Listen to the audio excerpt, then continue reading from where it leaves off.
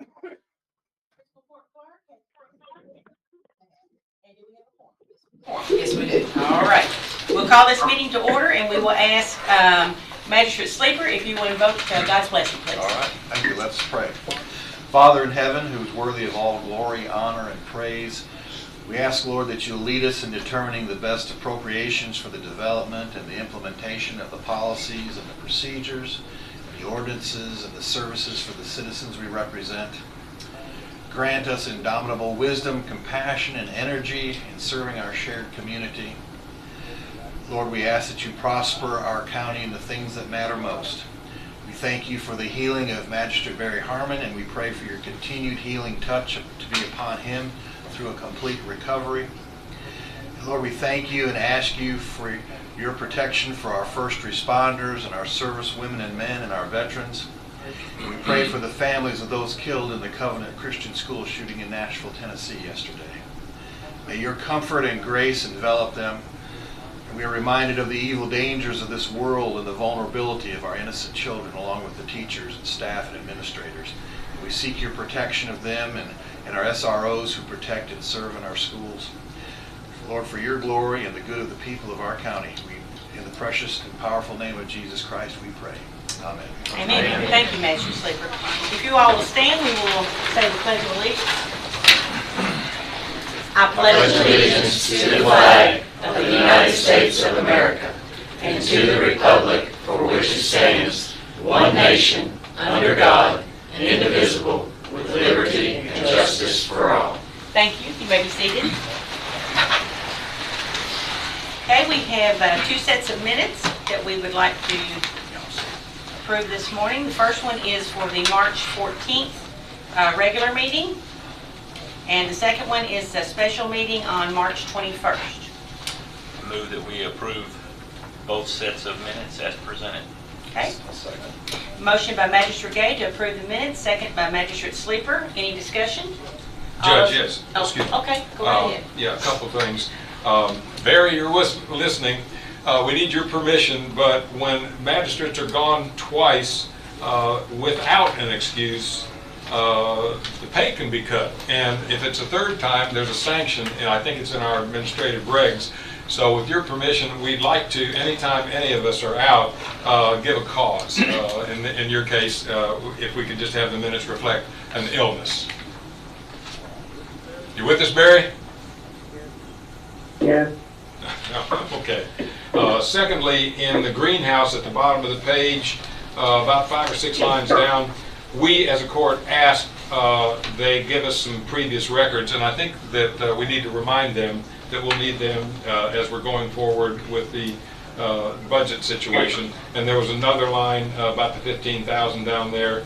We're very hopeful that they and others coming to us are also going to speak to the Danville City Council about helping fund many of the needs in the community, because as I said in the last meeting, we have finite dollars and infinite demand. So hopefully not only the Greenhouse 17 will follow through and talk to the city, but others will too. And then if you go to page 2, under the county clerk, Casey, about 8 lines down, we were talking with Mr. New in the conversation, and while we do not want this to develop on reapportionment, when the citizen group that we will be naming in the near future is meeting, they'll come to us with a proposal, and we need it in the public record that the court does have, as we talked about in the last meeting, we do have the right to deny that. We don't want that to happen. We expect that they'll do a marvelous job. Get familiar with the way no. That must be interference. Yeah. But we need to add a line or two that just says something to the effect that the county does have the right to reject and go back and work on that reapportionment document again. Okay. Thank you, Judge. Yes, sir. Any other discussion? All those in favor of approving the minutes signify by saying aye. Aye. Any opposed, nay. Motion passes and minutes are approved. All right, now we will approve the bills. Ms. Elena? Hello. All right at this meeting, the amount of bills we have that we need to pay is $297,503.29. Okay, you all have an opportunity to look through the bills. All right, motion to approve. Magistrate Bogner? You have a second? Second. All right, Magistrate Gay. Motion's been made and seconded. Any discussion on the bills?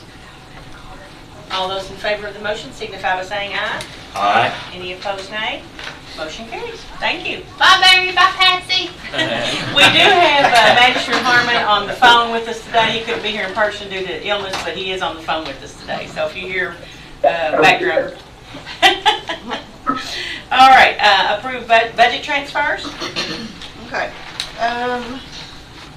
I got these in late, so everybody may not have seen them. But I have budget transfers totaling $442,553.54. General fund, $342, $353.54. Public Works, $11,300. Joint jail, $15,800. EMS, $36,800. Fleet management, $500. And ARPA fund, $20,000. All right. Motion to approve the budget transfers. Make that motion. Magistrate Gay, or second? I'll say. Magistrate Sleeper. Motion's been made and seconded to approve the budget transfers. Any discussion? All those in favor, aye. Aye. Any opposed, nay? Motion carries. And now we have cash transfers. And I have a total of $405,000, $150 from general to joint jail, $250,000 from general to EMS, and $5,000 from general to fleet management. Okay. Motion to approve the cash transfers. Magistrate Sleeper, second. Magistrate Bogner. Motion's been made and seconded to approve the cash transfers. Any discussion? All those in favor, aye. Aye. Any opposed, nay? Motion carries. Thank you, Darlene. Thank you. Okay, today is a very special day for us as the fiscal court, as we are here to recognize our county employees that served in the Vietnam War or part of the Vietnam era. Tomorrow is National Vietnam War Veterans Day, so we wanted to call you all in here today to pay our recognition to you for your service. And I want to read just a little background, and then I have a proclamation that I would like to read for you all as well. March 29th is designated as National Vietnam War Veterans Day. This is the time to pay special tribute to the 9 million Americans who served during the Vietnam War era, to the 58,000 names memorialized on the Vietnam Veterans Memorial in Washington, D.C., and to those who never received the recognition they deserved when they returned to America from war. We also want to honor the 212 Vietnam War veteran names that are on our wall of honor out at the park at the fairground. On this 50th anniversary, we recognize our county employees that either served in Vietnam or served during the Vietnam War era. We owe you a debt of gratitude for your willingness to serve your country and to protect our freedoms. And now I would like to read the proclamation. Whereas on National Vietnam War Veterans Day, we honor all those who bravely served in the Vietnam War and who sacrificed, as did their families and caregivers, on behalf of our nation. And whereas for almost 2 decades, Americans raised their right hands and committed to serve and defend our Constitution as uniformed members of the United States Armed Forces during a tumultuous period in our country's history. And whereas throughout the years of a Vietnam War, 9 million Americans earned the title of United States Veteran. Today and every day we honor their bravery and commitment, and we give thanks to a generation of Americans who valiantly fought in service of the country that they love. And whereas every service member of the Vietnam generation should know that their sacrifices mattered and their service made a difference. And whereas we will always remember those that we lost and honor those who came home. And we mourn the loss of the approximately 348 Vietnam veterans that we lose daily. And whereas to each of the 6.2 million Vietnam War era veterans who are with us today, we honor your service and all that you have done for our nation. If you all would please stand.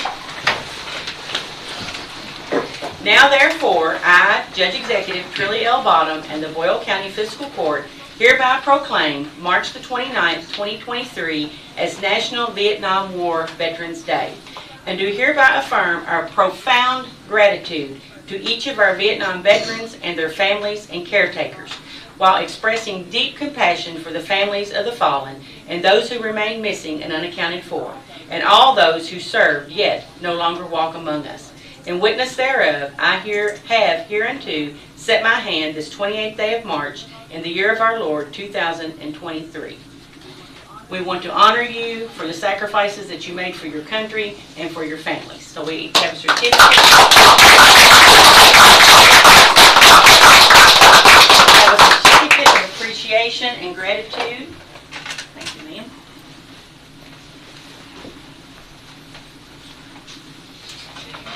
All right, Owen, we'll start with you. As we reflect with solemn reverence upon the valor of a generation that served with honor. Thank you for your service. Thank you, ma'am. Thank you very much. David Cochran, as we reflect with solemn reverence upon the valor of a generation that served with honor, we thank you for your service. Thank you, Judge. Larry Nunes is another of our county employees. He could not be with us today, but we want to thank him for his service as well. Charlie Parks, as we reflect with solemn reverence upon the valor of a generation that served with honor, we thank you for your service. And we also have one other county employee that could not be with us today, and that is Jim Wilcher, and we would like to thank him for his service as well. So another round of applause.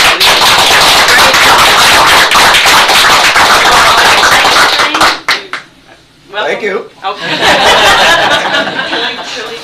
Oh, okay. Group picture, I think it would look really nice in a group photo.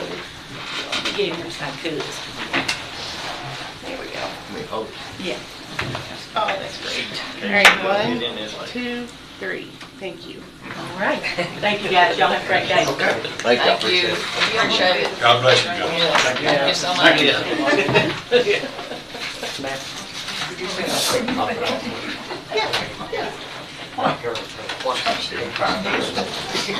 Okay, I wonder what you're, yeah. That's part of the other thing. All right, I'll pass it to you right now. Okay, next under old business, we have the Animal Control Ordinance 842.1 second reading. And, Move that we approve the second reading of okay, Animal Control Ordinance. motion to approve the second reading. Is there a second? Second. Second by Magistrate Sleeper. Is there any discussion? I just want to, one of the points that was raised last time was to clarify that we would have the same rules and regulations for all kennels, including those that are run by veterinarian clinics. And I think we should include all kennels as part of the ordinance. They are. It's included, okay, it's been included. All right, so that's, takes care of that issue. I did just want to make that point publicly. Okay. It was a question that was raised last time. There was one question from a kennel about runoff of dog waste during the day, you know, if they, especially on the weekends. So we struck that out because you really can't control what a dog does during the day. But otherwise, the one kennel that reached out to us wholeheartedly approved what we're trying to do, which is 360 degrees from where we were 2 years ago. Yeah. So that has been included, okay? Is there any other discussion? Judge, Yes, sir. I've actually got several. Okay. On page 5, if you will look, quarantine, I'd recommend that we consult a veterinarian to see if we should have a time frame. And I don't really understand, and I hope somebody who's on the committee can tell me, how do we make sure in quarantining that a diseased animal is not exposed to our workers the kennel, I'm the looking for county. the ordinance. I believe that's regulated, and Kari, you might step in here, by KRS, the definition of quarantine. Correct. Length of time. Correct. Mainly Is deals that a with 14, I mean, years ago, It's 10 days. years ago it was 21 days on rabies, so it's, It is 10 days now. I'd recommend we put that in there, and I'm looking here, Tom. Hold on a second. He's under the definitions. Yeah. on page quarantine. 5, right at the Yes. top where Yeah. it's in Yes. red. I do not have the number of days. It is dictated by KRS. I could put that in there. Yeah, just, you know, Okay, be so thorough. add 10 days. Okay, on page 7, at the bottom, I know that we're still training for euthanizing animals. What's the status? Because we had a period of time there about 4 years ago where we were virtually doing no euthanizing. How's that going We have now? 2 employees who have taken the class and are waiting their certification. Okay. So we'll have 2 trained and licensed. Obviously, it's something I hope we avoid as best we can. And then for the lay public, if they read this, I think we ought to spell out the TNVR. We don't with the V on page 10. Is it not in the definitions? I I thought. thought it was, but we'll look.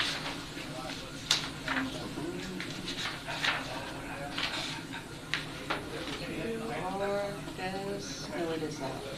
And It's page not. Oh, it isn't? page 15. Okay.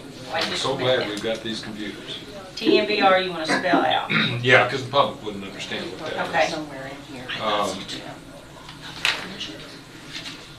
On page 15, and Stevie and I talked about this, I'm still concerned that in Article 8, we need to say something to the effect, and you all can work out the language, but any dog, parentheses, S, close parentheses, about each offense costing that person. Because right now, I have 2 different packs of dogs running in my district, and I don't want 1 fine for 1 dog. I want 3 or 4 fines for all the dogs to make the impression that we've got a serious problem. I was looking on the internet just the other day, and the litigation on dog bites is spiraling out of control. Attorneys are just, I've seen 2 advertisements on television this week. The old term of ambulance chasing, they're now chasing for dog bites. And so somehow we need language to make it clear that all dogs, there will be fines. What Not- page are you referring to, Tom? He's on 15. On page 15, under Article 8, we need some language, and we're still, you know, we can still vote on the exact language the next time since we're only in our 2nd reading. And then, just for the record, and I was asking Julie and Katina beforehand, we're moving the kennel fee from $50 to $100, correct? A year. Okay. That's it, Judge. Thank you. TNVR is on page 4 under owner. Oh, I will add that to TNVR. Thank you. Thank you. Okay. That's it. okay. So, do you all want to approve this with the changes discussed, or bring it back again and have another 2nd reading? We still have to have a 3rd reading. So. Oh, we don't? No, my apologies. I'm in Frankfurt again. Okay. And you can make changes. We can make these changes. And go ahead and approve it with And approve changes it with the changes. discussed, yeah. So moved. All right. I think you've got. Yeah, I've got Jamie and I've got Magistrate Sleep. Yeah, okay. So any more discussion on the motion to approve? All right, all those in favor of approving the 2nd reading of ordinance number 842.1, an amendment to ordinance number 842.0, amending the comprehensive measures for animal control, protection, and licensing, and enacting kennel licensing fees and inspections, signify by saying aye. Aye. Any opposed, nay? Motion carries. 2nd reading is approved. All right, and then in old business, we have the Perryville City Council generator, and Magistrate Ellis, are you speaking to this? Just very briefly, I commented on it last time. Judge, help me, I think they're down to, instead of 3,800, they're down to. It is 35, 64. Thank you. I'm getting there. This is very important because, as we all know, storms seem to be, they're talking about 50 miles an hour again this coming weekend. Power can go out. The city of Perryville is wanting to have the ability to house people who lose their power at least for a day or two if that were to occur. And there'd be no way, obviously, for the city council building in Perryville to have power without a generator. They have on their own gone and ultimately over nearly $70,000 in a grant, but it has some matches in it, and they requested that we consider for the fact that A, they're going to be able to house people, B, they'll be able to operate their communications tools for all the emergency services that we have. And so I'm making the motion that we approve their request for $3,564.60. that we approve that. I'd make that motion. Okay, motion's been made. Is there a second? Second by Magistrate Bodner. Is there any discussion? So what is I guess I'm just wondering where this money is what area of the budget? This would be this ARPA money- funds. ARPA, that's what. Okay, This would come from ARPA funds. so this, okay. That works. Can I say Sure, something? absolutely. When the siren was out in Junction City, we did not pay for the repairs of that siren. We made that was Junction City's responsibility for the emergency warning siren. So I just wanted to point that out, that we would be setting a precedent here. Not that we shouldn't do this, but just to be aware that, to be fair. And I think the only reason that we were aware of this, they came to the judge and they came to me with this request. I suppose if Junction had come to us, we would have certainly considered that. And while it's a precedent, again, as long as we have the ARPA funds, the service to individuals in a crisis is one of the reasons that I'm willing to support this. All right. Any other discussion? Okay, motion's been made and seconded. All those in favor of sharing $3,564.60 of our ARPA funds with the city of Perryville for a generator, signify by saying aye. Aye. Any opposed, nay? Motion carries. Thank you all. All right, now we're down to new business, and we have another proclamation for Child Abuse Prevention Month, which is the month of April. And I will read the proclamation. Whereas in calendar year 2022, 16,721 reports were made to Child Protective Services.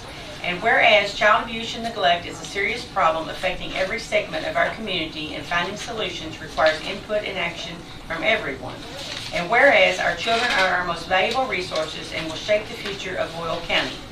And whereas child abuse can have long-term psychological, emotional, and physical effects that have lasting consequences for victims of abuse. And whereas protective factors are conditions that reduce or eliminate risk and promote the social, emotional, and developmental well-being of children. And whereas effective child abuse prevention activities succeed because of these partnerships created between child welfare professionals, education, health, community, and faith-based organizations, businesses, law enforcement agencies, and families. And whereas communities must make every effort to promote programs and activities that create strong and thriving children and families. And whereas we acknowledge that we must work together as a community to increase awareness about child abuse and contribute to promote the social and emotional well-being of children and families in a safe, stable, and nurturing environment. And whereas prevention remains the best defense for our children and families. Now therefore, I, Trilly Bottom, Boyle County Judge Executive, do hereby proclaim April 2023 as National Child Abuse Prevention Month in Boyle County, and urge all citizens to recognize this month by dedicating ourselves to the task of improving the quality of life for all children and families. And pretty soon the blue flags will be going up out in the park, and the Fiscal Court has always supported Child Abuse Prevention Month and will continue to do so. So is there a motion to approve the proclamation? Mr. Bodner, second by Magistrate Ellis. Any discussion? All those in favor, aye. Aye. Any opposed, nay? Motion carries. Thank you. All right, next on our list is Humane Society. Miss Kari. Good welcome. morning. Good morning. How y'all doing today? Good. All right. You're moving fast. That's Yeah, impressive. yeah. We got things to do. I hear you. Okay.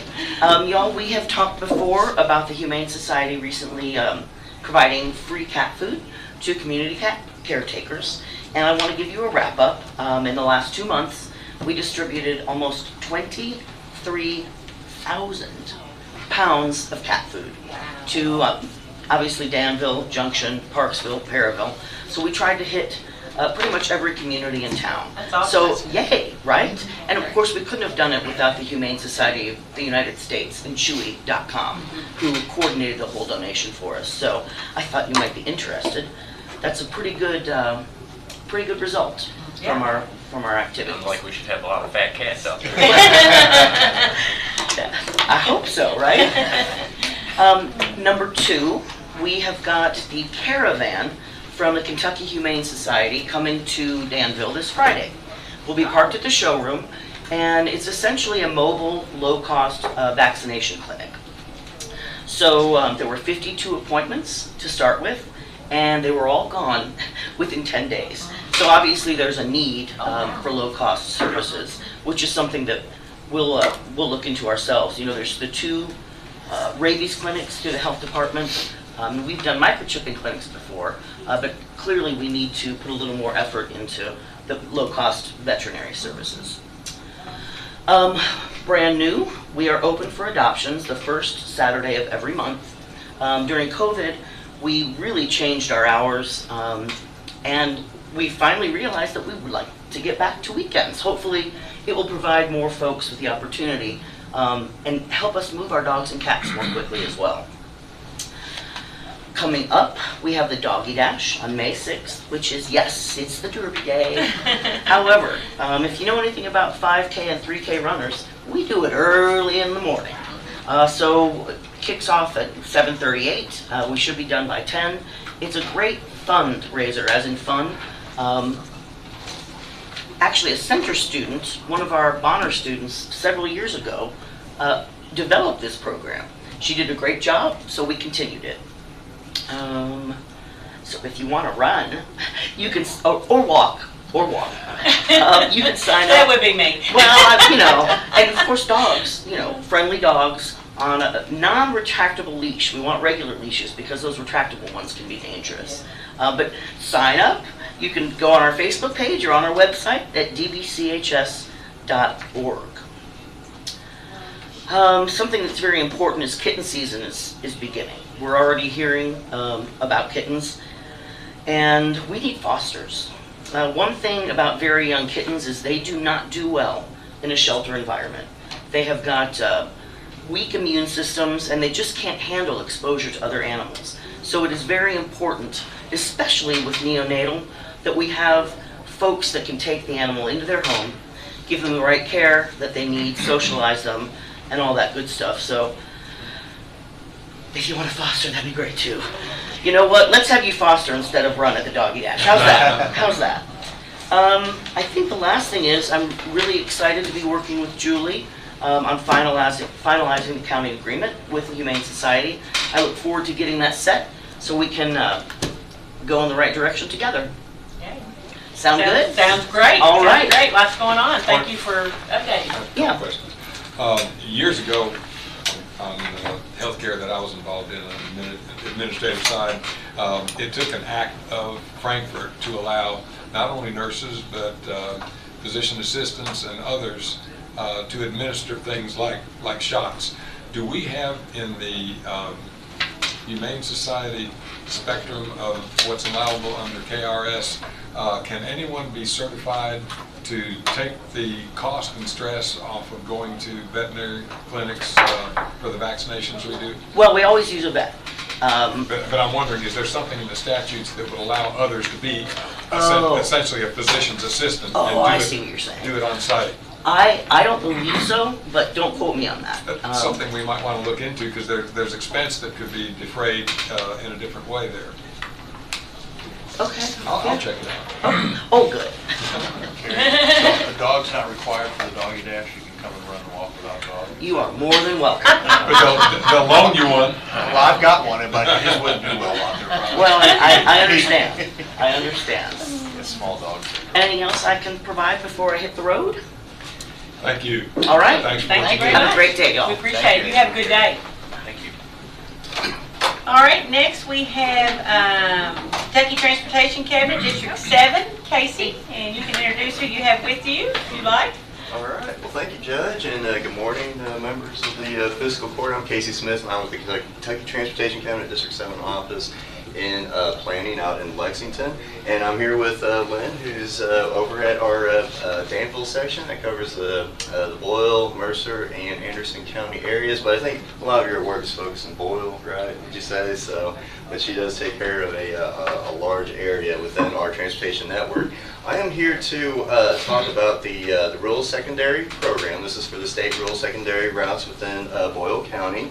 And before I begin, does everybody have a copy of this modified sheet? We just revised it based on some of the input that we received from a previous meeting. And on the back there is a map. And the rural secondary program is a program that is embedded within the KRS, where it allocates 22.2% of our fuel tax in order to address the maintenance needs of our rural secondary roadways.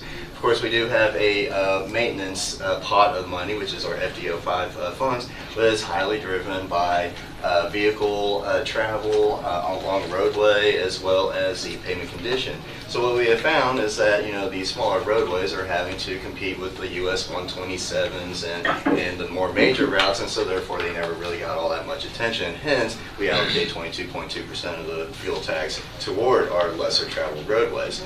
In Boyle County, on the top of the form, there are 75.2 rural secondary miles within Boyle County. And if you look at the map, those are the ones that are highlighted in yellow. Generally, they're the 4-digit numbers, not always, but they are some of the what we used to call the old farm to market roadways throughout the state. Within that map, you'll notice that there are a bunch of blue circles around there, and what that is indicating is the routes that we have taken care of over the past 12 fiscal years. And the resurfacing cycle, we would like to keep forward about a 12-year resurfacing cycle, and this really shows us how much of the rural secondary roadways we were able to cover in that period of time. We don't have Casey, the back sheet. yeah, we You don't have that? apologize. Well, Yeah. okay. The I've back got was copies here on for the everyone. front. It was on the first one that Okay. you sent, and the second, the updated didn't have the map on the back, so it didn't scan. All right. Thank you. Appreciate it. Thank you. Thank you. Good. I got one. Yeah, I got one. You got Yeah. one? Good. All right. I was trying to see if everybody else Yeah, had it. no. I didn't know. It was on the first one. All right, now we're. Yeah, so we did have a modification to our initial recommendations. Of course, Judge Bottom, along with Roger, they came out to the district office and we started talking about some of our recommendations on how to use the rural secondary funds, because we do like to coordinate with our local officials on how it is being used. But again, the ones that are circled in blue are the roadways that we were able to take care of throughout Bourbon County within the past 12 fiscal years. You'll notice that there has been some sections that we weren't able to hit, such as Kentucky 37 Forkland Road over in southern Boyle County. And that was one of the things that we talked about actually in meeting with Judge Robinson. I believe that was like maybe 3 weeks ago Yeah. or 4 weeks ago Yeah. when we met. So, About 3 so it weeks has ago. been a while, and we did make a slight modification to the initial recommendations. So on the front sheet, we have on the forum part, you'll see that we have projections that we had from fiscal years 22, 23, and 24. Below that is a flex percentage, and what the flex program is a portion of our rural secondary dollars that could be shared with the county to address the county roadways. It is all based on the maintenance rating, and with the 20% share, that indicates that the maintenance rating for the state roads in Boyle County ranked a level B. The number below, the 144,482, is what we are expecting would be available for flex funds. These are projections, by the way, so when we get closer to June, closer to our fiscal year, Rural Municipal Aid, or Bobby Joe, will be sending the actual numbers to each of the counties to talk about how they'd like to use those funds if the court wishes to use those funds on a county roadway. Below that is a balance of rural secondary projects, and those are the dollars that are to be used on a state rural secondary route. We are projecting that amount to be about $380,418. So that adds up to a total of $524,900. You'll notice that it has steadily increased from 2023 out to 2024, and partly because the funds that are within the rural secondary program, they're not a use or lose program. Whatever is left over within the program moves forward to the next fiscal year. So if we have an underrun, it's still there for use in Boyle County. Now below that we have fiscal year 22, the Blue Diamond, and these are the authorized projects that we have that were approved from a previous fiscal court meeting. We had Kentucky 1915 Gentry Lane from US 127 out to Kentucky 3366, as well as Brumfield Road from Kentucky 34 out to US 68. That project was awarded and has been recently been resurfaced. Now below that is fiscal year 23, and we had two roadways that were approved and authorized, and that's Clerk's Run Road from mile point 6.01 out to 8.859, and then also a section of Crispin Lane, Kentucky 1273, beginning at 1.45 mileposts and ending at 3.183. You may not really know where exactly those mileposts are, but usually we try to use intersections, as our breaking points whenever we decide on segments of roadway. Now those have been awarded. They probably haven't been started yet. Looks like the asphalt plants are beginning to start opening back up, but I believe they'll have until the end of June to actually complete that work. A lot of the contracts are rural secondary roads. Can I make that commitment to my people? Can you make that commitment? Well, let me check with Lynn. Because recall the quick completion. I've been hearing about some of my roads for the last 4 years, so. It will be done this year, you could say that, yeah. So here's the issue that we've been experiencing this time around. A lot of the bid prices have been climbing, particularly for asphalt. And so we've had a lot of bids that were rejected. I did not actually look to see if this one has been awarded in September. If it has, then the completion date would be the end of June. If not, if we just recently let it over the winter, we've actually given them until the end of November. But yes, no, we can say that those roads would be taken care of this year. I just have to look back to see when it was actually awarded to construction. What's the difference on the Crispin Lane where it has mileage and not a dollar amount? Well, this is we probably could have done this a little better. The mileage is the total mileage between Clerk's Run Road and Crispin Lane. The 571 was the awarded amount. Oh, gotcha. Correct. Okay. Correct. Yeah. Gotcha. Thank you. But even if the bids come in higher than the state anticipates, all these on this sheet will be done this year. For fiscal year 23. That's correct. Yeah, they have been awarded. Just the Blue Diamond. Just the Blue Diamond, not yes. the The orange diamond and the green diamond is what we were discussing today for approval. Now you'll see with the fiscal last year. two, Tom, are what we're going to approve today. Mm-hmm. Yeah, the second one's what he's talking about. Correct, yeah. And so fiscal year 23, you'll see that there's a TC10 number, that 16030. That is the authorization of those funds, so that's what allows us to move forward. So below that we have an orange diamond, which is the general RS funds. Those are the funds that have to be used on a state rural secondary roadway. And our recommendation is to take care as much of Kentucky 37 as we can, Fort Glen Road, beginning over at the North Rolling Fork Bridge and continuing out to Kentucky 1822. This will be a little over a 3-mile section of roadway that we've actually spoken with Roger and Judge Bottom about to try to take care of Kentucky 37 as much as we can. Now, that would be the recommendation for the general RS fund, and the recommendation for the flex funds, if the court chooses to use those funds toward a state route, is Kentucky 243 Fort Glen Road over at the extreme southwestern portion of the county for a portion that connects Casey and Marion County lines. So today we are asking for 2 motions from the court. One is the approval of the Orange Diamond Project, which is Kentucky 37 Fort Glen Road, as well as another motion as to whether or not the county would wish to apply the flex funds to Kentucky 243 Fort Glen Road. So moved. All right. Thank you, Chris. All right. We have a motion made by Magistrate Ellis to approve the rural secondary road projects. And do we have a second? Mr. Bodner? Okay. Any discussion on the Orange Diamond Road? Okay. All those in favor, signify by saying aye. Aye. Any opposed, nay? Motion carries. All right, second motion is that we approve applying our flex funding to Kentucky Highway 243 Forkland Road. So moved. Motion by Magistrate Ellis, second by Magistrate Bodner. Any discussion? All those in favor, aye. Aye. Any opposed, nay? Motion carries. Thank you, Casey. Very good. Well, thank you. Appreciate that. And I'm signing this Yeah. one. Okay.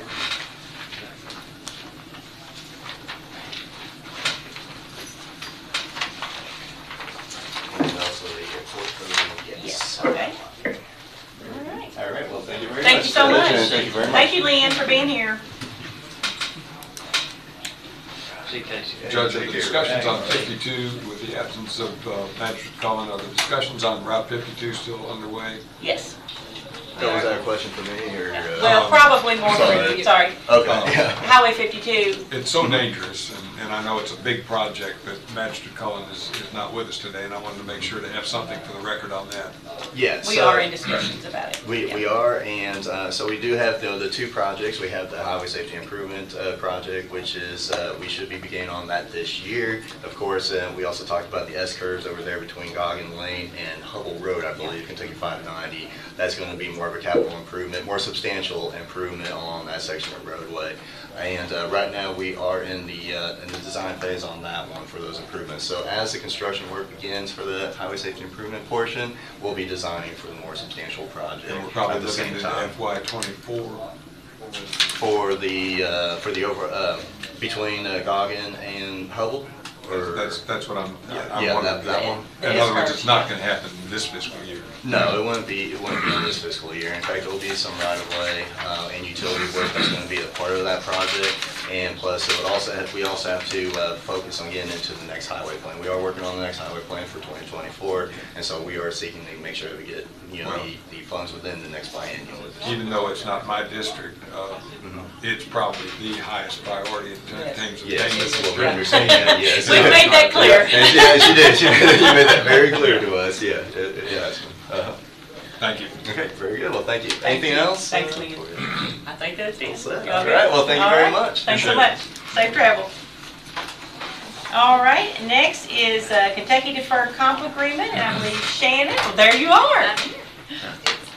Kentucky Deferred Comp asked that the courts renew their agreements. It's been several years since they've had any change. Okay. I don't think there's any change this time. They just wanted new agreements in place. And Kentucky Deferred Comp does our 457 and 401k plans. Okay. So we are just replacing our existing joinder agreement with a new one, and Yes. you did not see any changes in that agreement? Okay. With it comes a resolution, so we need to approve the resolution that goes along with the agreement. I'll make a motion that we approve the resolution and agreement as presented. All right, motion made by Magistrate Gazer, second? Second. Second by Magistrate Sleeper, is there any discussion? All right, all those in favor, signify by saying aye. Aye. Any opposed, nay? Motion carries. Thank you, Shannon. I'll get you signed copies and Thank you. after the meeting. All right, next, Steve Griffin. Yeah, I know several of you all have been talking, and we have been talking about over the last few months about being more competitive in our healthcare offerings. And so I've asked Lisa Stam and Robin Kari to come from they're employed with Sherrill Morgan, who are consultants for healthcare, and they're going to present. One of the plans would be a non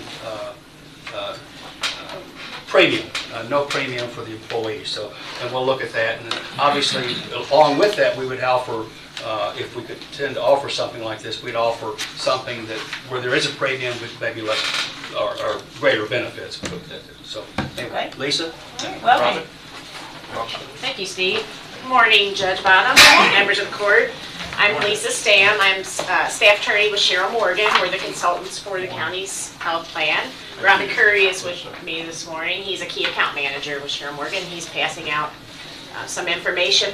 As Steve mentioned, we're going to talk about a potential no-cost option for your employees, but before we do that, while I'm here, wanted to give you a brief update on how the county's health plan has performed over the last couple of years. And so on page 1 of the handout, you'll see a summary of the county's health plan costs on a per employee basis per year. So what's included in these numbers would be all of your medical claims and your pharmacy claims. Anything that you got back from your reinsurer, your stop-loss carrier, would be subtracted from the equation. And then we also include your fixed costs, so your stop-loss premiums and your administrative fees that you pay to your TPA aspirant. And last year, your last complete plan year, in 2022, you ended at about $12,700 per employee. And that was up slightly from the year before, so it was up about 2%. And your trend during this 4-year time period was 3.7% per year, which is really remarkable because national trend is over 7% currently. So you're at about half that. I'm terrible on numbers, but does that mean that about approximately 180 employees were at about $2.3 million of healthcare costs? Yeah, I don't know that you have 180 employees on the health plan. I think it's something less than that, about 20, 30? Yeah. But that's the correct way to look at it? Yes, that's 108 So enrolled. 1.5 million then. Yeah, 108 employees enrolled. So if you multiply that by 12,663, that would be your approximate healthcare expenditures for last year. Thank you. Yep. Okay, and then if you go to page 2, you can see how your costs compare to some other employers. So here we're comparing you to Kentucky government and then to employers nationally. So the orange bar is data from the Kentucky Government Benefits Survey. That's a survey that our office conducts every year in conjunction with CAFRA, the Kentucky Public Human Resources Association. And there are generally about 75 Kentucky governments in that survey. And so you can see that you're doing considerably better than your counterparts throughout the state. And then when you look at how you're doing compared to employers across the country in the Mercer survey, that's a survey of a few thousand employers, but public and private, you are doing remarkably well. They're at over $15,000 per employee. I was with Blue Cross for years and then Appalachian Regional Healthcare, and this is tremendous news. The however is, I remember when we went from a $25,000 and $50,000 major medical limit to $1 million. Yeah. And one problem baby could just shoot these numbers out the roof. So we're blessed at this point, but we have to understand that we could be hit with $1 million claim from one employee. That is very true, and that is why you have stop-loss coverage. So most of that claim would be on your stop-loss carrier. Yeah. I believe your specific deductible was at $85,000. Does that sound right, Robin? Okay. So the county's responsibility for that $1 million claim would be $85,000, and then the stop-loss carrier would pay. That's good to get that on the record. Yes. We pray that we never have one. Sure, and the number of $1 million claims out there has really grown since the advent of the Affordable Care Act, because the Affordable Care Act dictated that plans could no longer have a lifetime or an annual maximum for benefits. So providers kind of took advantage of that and you started seeing more $1 million and $2 million claims. So your reinsurance is a very key element of your health plan. Thank you for that. For sure, but yes, excellent point. Okay, on page 3, we're comparing your benefits and your employee premiums to other employers. And so the county currently has 3 plan offerings. You've got the standard plan with the lowest deductible, and then you've got the mid-range plan, which is called the lower premium plan, and that has a $1,000 single deductible. And then last year we developed a 3rd plan offering, and that is the value plan. And that plan was designed to have lower employee premiums. And most of your employees are still enrolled in the standard plan. About 70% of your employees are still in that traditional plan. This year, for the first time, the value plan is your 2nd most popular plan. And then lastly, you've got a few employees still enrolled in the lower premium plan. Okay, so comparing your 3 plan designs to other Kentucky governments, A lot of Kentucky governments have a all copay plan design now without a deductible, so that's why you see NA there. Nationally, according to two different surveys, the Kaiser survey and the Mercer survey, you can see that even your highest deductible compares favorably to the Kaiser benchmark, and the Mercer survey deductible is about the same as your mid-range plan. Not being Mercer County. Right. Exactly. It's excellent point, Judge. That is a national survey of a few thousand employer groups. Okay. Just happens to be named after Mercer. Right. I just wanted to make clear on that. And then your plans all have 80/20 co-insurance, which is the standard across the country and in the state of Kentucky. And then your co-pays for office visits are right on par with other Kentucky governments and with employers nationally.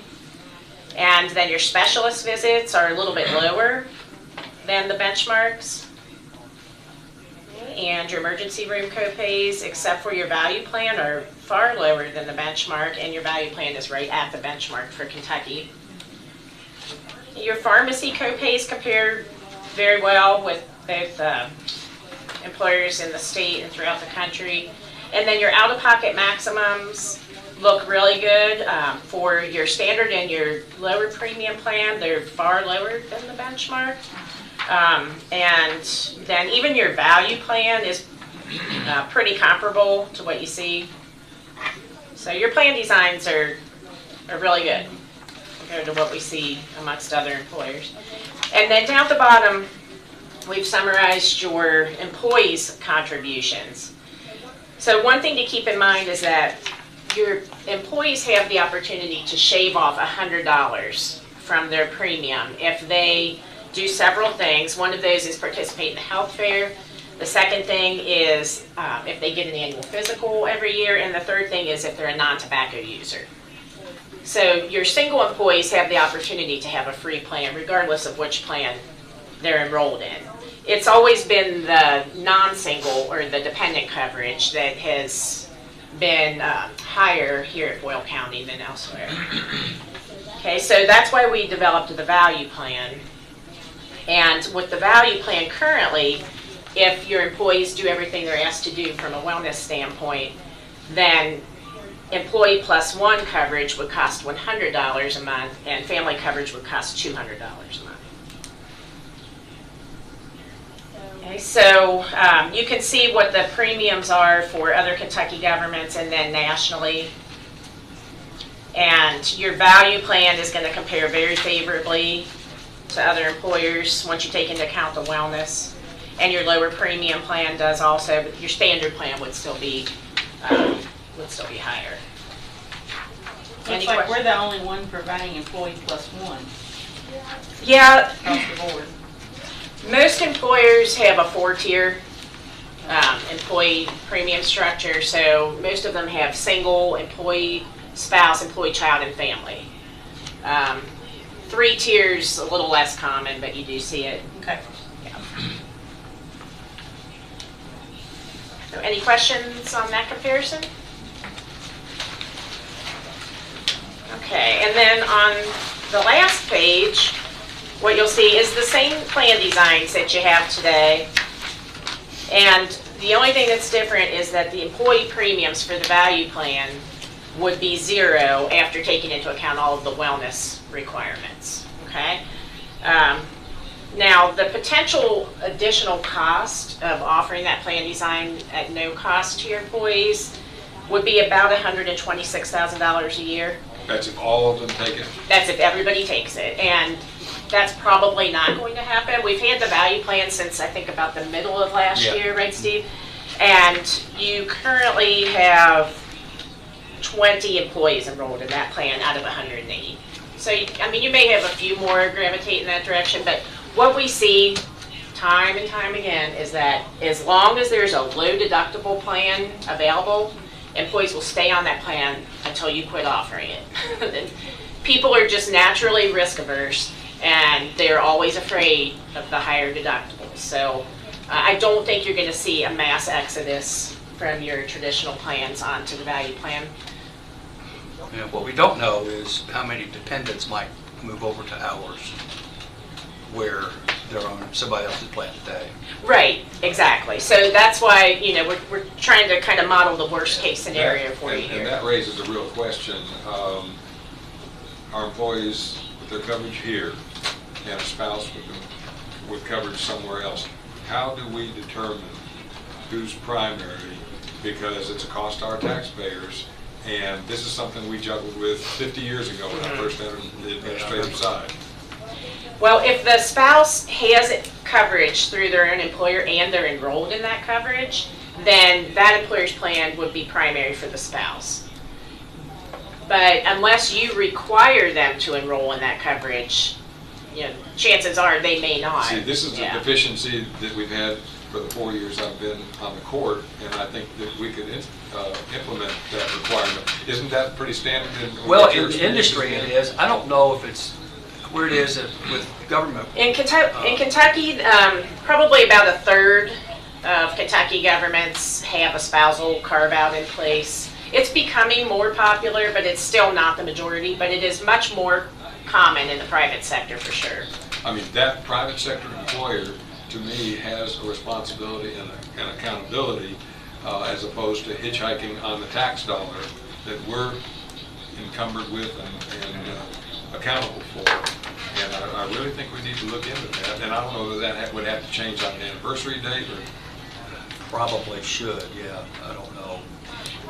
Probably the easiest time to implement it would be at your January renewal, but you can do it any time. What the other employers may not be aware of is that when you implement a policy like that mid-year, that creates a special enrollment event for their employee on their plan. So you may have to educate the other employers a little bit. Well, it would be smoother. And it would be smoother to do it. We've allowed it for so many years, far beyond my 4. Right. But I really think we ought to look at that as fiduciaries for our taxpayers. So what is the cost to the county for the standard plan for our employees if we either greatly reduce their premium or remove their premium? Because again, one of our big competitors here locally for employees is the city of Danville. Right. And they provide health insurance for their employees. You know, and we're going to continue to compete against them and here locally, then I think that's something we've still got to address because, again, it comes down to whether we want to pay them in benefits or whether we want to pay them in salary. And I feel like we've been for a while now chasing our tail on the salary aspect.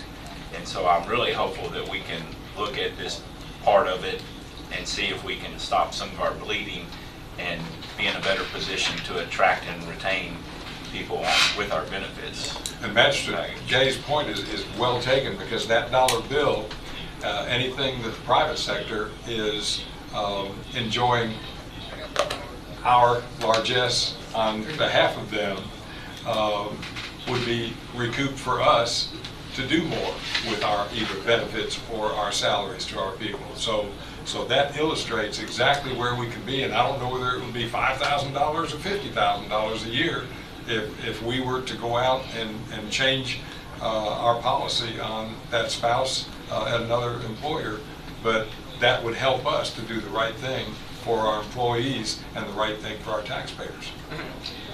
Yeah. Just to be clear for myself, the $126,000 additional cost would be what it would cost on the value plan. Right. That's the only plan we're looking at for that.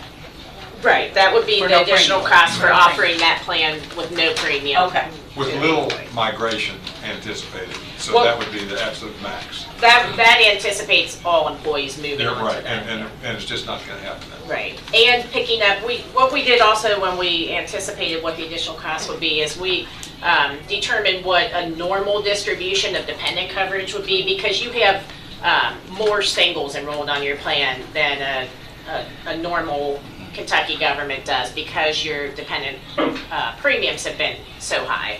So we anticipated that as Steve alluded to earlier, that more of your current employees would bring on dependents if you charge nothing for dependent coverage.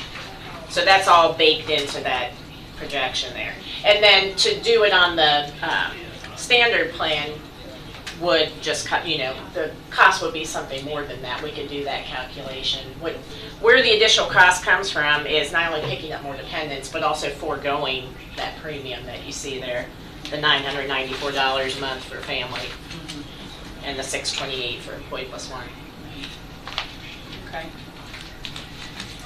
All right, well, that's a lot of good information. Judge, I've got one more, and this is kind of out on the rim, but for years the public did not understand the concept of uncompensated care. It's a tax within, whether it's Blue Cross or Aetna or Prudential or Metropolitan, a piece of every dollar that we expend for our health insurance is for what is not paid to the doctor, what is not paid to the pharmacy, what is not paid to the hospitals. In the broader scope of what you all do, I've looked for 4 years at our uncompensated care under EMS. We don't have that problem with anything else because we don't provide the service where it's nicked and comes back and is a silent tax to our premiums. But we have a very high rate of uncompensated care with EMS. Do you have any advice about what we could do to take another look at that? Because we have an outside carrier who helps us collect, but with all due respect, I don't think we're doing that our outside vendor is doing a good enough job of collecting very high, $1 million plus every year. That's kind of surprising to me because what we see a lot on our plans is that ambulance services will give all of their bills that they're not being paid on to a collection agency, and those collection agencies are pretty aggressive. I guess I'm saying I'd like for us to get more aggressive. Yeah, I can't really give you much advice on that. But I think there are collection agencies out there who are willing to do that for you. If that's Judge, something you want to do. we need to look at that and perhaps bid it out. Okay, all right, we can do that. Well, Thank you. Lisa and Robin, thank you very much for being here and You're the very welcome. information, and we'll take it all under advisement and consideration and let you know what we decide. Thank you. Thank you. Appreciate it. Thank you. Right out there, just a second. And Steve I've has got one more. part two. Yeah, part two. You should have in your packet some proposal to change or to add a leave of absence. Our current leave of absences only allow for family medical leave, military service member leave, those types of things, and a special leave. What we don't have is in situations where someone has been here 7 months and they need to go out on leave. Obviously, they made it through their first 6 months of employment, they're a good employee, and now all of a sudden they have to go out on leave. The existing leaves won't allow that, you're just absent.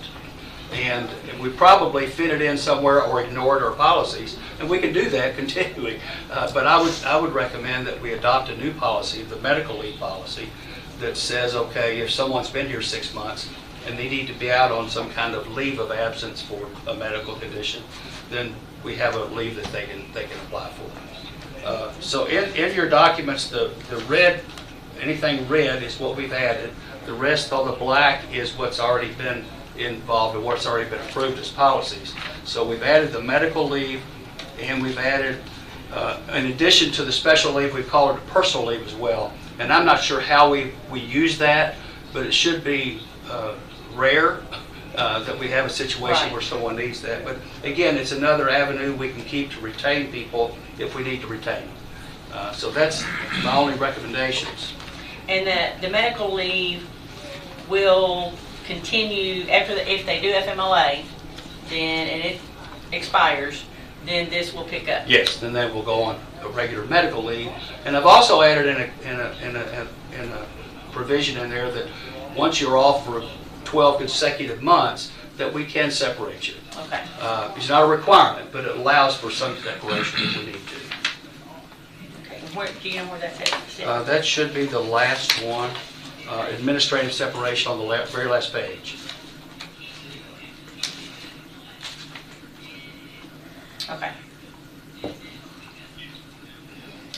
All Make right. a motion that we approve this with these recommended changes. Okay, motion made by Magistrate Gay, seconded by Magistrate Bodner. Is there any discussion on the additions to the leave of absence policy and procedure? All those in favor of the motion signify by saying aye. Aye. Any opposed, nay? Motion carries. Thank you. Thank you, Steve. And if Casey's out there, send him in. Casey's there. Good morning. Good morning. Casey's going to present House Bill 1, election equipment. All right, this will be the last time you see me before, I promise. Oh, come on. Promise. I don't Kind of like it. Last month, we went to our monthly training. They advised us that the second portion of the House Bill 1 monies were going to be available to the counties. They took the $12.5 million, they divided it up through all 120 counties. Boyle County's allotment was, $143,443.16 is what the state allowed us to be reimbursed for. So I went back. We previously had approved the 2 Verity prints we now have in possession. Was $13,620. So that's going to be fully reimbursed. I went ahead and got a quote for the 3 Verity scans, 17 prints, the 15 auto ballot prints, and of course shipping was included. It comes out $143,000 or $144,078. That leaves us $634.84 is what the county would be allotted for once the grant paid for the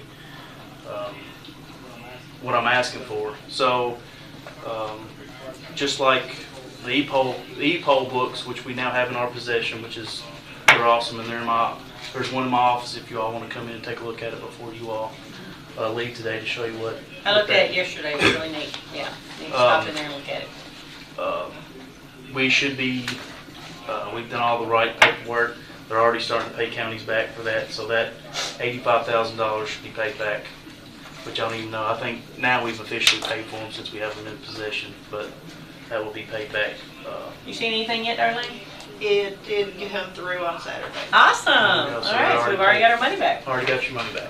So all I'm asking, this bill right here, the sooner, of course, the sooner we get in on the list, like we did the poll pads, the sooner we'll get reimbursed. So I look for us to get reimbursed, in the next couple of months. With this equipment, I'll be able to add a scan machine to each polling center, each voting center, and each center will have all the Verity prints for the auto printing of the ballot. So that would be, I could put in for the next election in November. So I think you're headed in the right direction with this, because that's going to provide a lot of poll workers not having to just sift through papers and look through everything. It's going to be very cut and dry. You push this button, print a tape, scan it, get your ballot, and vote. So it's more of a streamlined, yes. whatever. The purchase of these is pretty much everything else. Pretty much everything is good to go for a while. In the beginning, I tried to list. I had everything I needed, and I had it down to pennies on but they came back and said that we couldn't buy supplies with it, because I was trying to buy toner and paper and some more voting tables and stuff of that nature, but they came back and said that it's only for voting equipment. So that's why it came out to, I couldn't make it any closer than $643 that the county would owe, so it's pretty Well, out of good. $144,078, that's pretty good. That's pretty good. So, but once this is done, like I said, hopefully I don't have to come back for the offer for a little while anyway. And a lot of his supplies for elections are already in our county budget. But it is something we'll have to look at for Yes. toner and ink and things like that. Yes. We'll have to make sure we get that in, Yes. for the county's budget too. But looking at that too, whatever's not used for this election can be held over and used in the next election, next election, Yeah. next election. So it's always going to get used. And it's a trial right now because you don't really know how much ink you're going to need, Right. how much toner you're going to need. So Right. this will be the trial run. the next, fiscal year election, so. Okay, so looking for a motion to approve the adoption of the resolution of the Boyle County Fiscal Court authorizing the filing of a Kentucky House Bill 1 County Clerk's Election Equipment Grant Application for up to $143,443.16 in House Bill 1 project funds with the Department for Local Government, authorizing and directing the Boyle County Judge Executive execute any documents which are deemed necessary by Department for Local Government to carry out this project, and authorizing the Judge Executive to act as the authorized correspondent for this project. Now, you are guaranteed the reimbursement of $143,443.16. Yes. Okay. Motion to that effect. So moved. Magistrate Gay, second. Second. Magistrate Sleeper, any discussion on the resolution approving? Okay, all those in favor, aye. Aye. Any opposed, nay? Motion carries.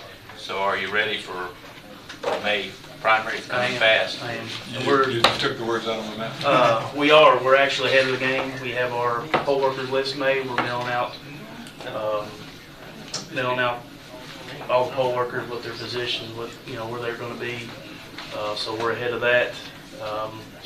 Yeah, I mean, we've already got the ballots laid out, boxes made for this next election. They're locked away, and I mean, we're ready for it to get here. Won't be long. Be here before you know it. That's right. It's just over 6 weeks now. And then hopefully once we get this equipment in, where I went ahead and got the quote, Harp went ahead and put us on the list. So hopefully I'll have these machines by the election in November, so I can go ahead and use them. And that way we can be squared away for the big presidential election next year. Next year, that's awesome. Good thinking. Thank you all. Yeah, thank you, Casey. All right, next we have Angie Muncy with 2 grants. Come on down. Good morning. Good morning. Let's see, I don't know what we have listed first, but it Recycling. doesn't matter. Recycling grant. Well, this is the least amount that I've asked for since I've been here, but due to space, that's what we're going to do. Does anybody have any questions of what I wrote, or? Just briefly tell us what you're applying for a grant for. just Okay, for the this record. is the yearly recycling grant for the recycling center. I'm asking for some new drop boxes and mini cyclers. A magnetic conveyor is sort of something new. It'll go on our sorting line, and it basically frees up a person because it's going to collect the metal, so it helps drag it up. I need a new scale up there. Ours is just old. Some new boxes that in the sorting line, and some. I'm working with the schools quite a bit, so the U-line bills basically new totes, baskets, things like that to use in school.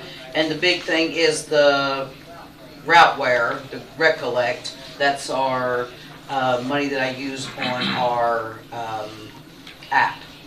That's a year, and I'm hopefully to add the collection calendar on that this year, where I can put if services disrupted in Danville or Perryville, or if we're going to be closed or anything like that, I can shoot that out there on that app. That's great. That'll be a good social media thing to add to the app. And this is a matching grant? This is 25% match in kind, so Okay. it's never no money to us. Yep, the Environmental Services and Recycling Committee met on the 20th, and she reviewed this with us, and we would recommend its approval. Awesome. Are you making the motion? I'll make that motion. All right, motion by Magistrate Gay, I'll second. second by Magistrate Sleeper. Any discussion on the recycling grant application? All right, all those in favor signify by saying aye. Aye. Any opposed, nay? Motion carries. All right, got that one? And the other one is the composting grant application. I am going to We tried for a wood burner, air burner curtain last year, and we did not get funded, which, that's okay. So I'm gonna try for a new higher end wood chipper. Okay. That I know Roger and them we can use for Very much emergencies, very much needed. So we give the wood chips away and hopefully save us some money by getting this, because we're sure going to be out a whole lot this time. Yes, So yes. for what we're going to be out, we could almost buy one. You But, say this will pay for itself. what, This would actually our pay. First county year. portion in first year and the Yeah. county portion in 2 years, right? Yeah. Oh, yeah, absolutely, absolutely. So And you're- we're going to try it again, so. Okay, appreciate that. This is a Vermeer brush chipper? Mhm. Okay. And the committee also reviewed this grant at our meeting, and I'll make the motion, we approve this Okay. as well. Thank you, Magistrate Gay. I'll second it, Rob. All right, motion made by Magistrate Gay, seconded by Magistrate Sleeper. Any discussion on the grant for the chipper? Judge, do we share this in any way with Danville? Do they have use of it, or do we charge them, or is this strictly for us? For just this right here, Yeah. this is ours. Just This is ours. Boyle County. Yeah, this is Boyle But we County could- Solid Waste We Recycling. could use it That's where I'm as a going. means of, right, yeah, we discussed that too. Yeah. As a possibility of receiving. If we could just get it, then after that, we can make other plans, you know, if we need be. But this, we would own this. This would belong to the charge them fiscal or- court. Exactly, that's where I'm going with it, yeah. Yeah. Good. When will this be, I should know something. This goes in by next Monday, and Okay. usually end of May, beginning of June, we usually know if what we're going to get. So Where we'll do- know by the fiscal start. Where do we keep the chipper? The chipper will be, I don't know that yet. I mean, we got so much space right now, I couldn't tell you where we put it. on the roof? On the roof, But maybe, outside, or. It is mobile though, it's not kind of. It is Yeah, mobile. that's This good. is mobile. This is mobile enough that if we have a disaster or anything, we can pull it to where we need to. The road department would be able to take it, and I'm gonna buy it for Roger to use, really, so. All right, all those in favor of the motion, or is there any more discussion? I'm sorry.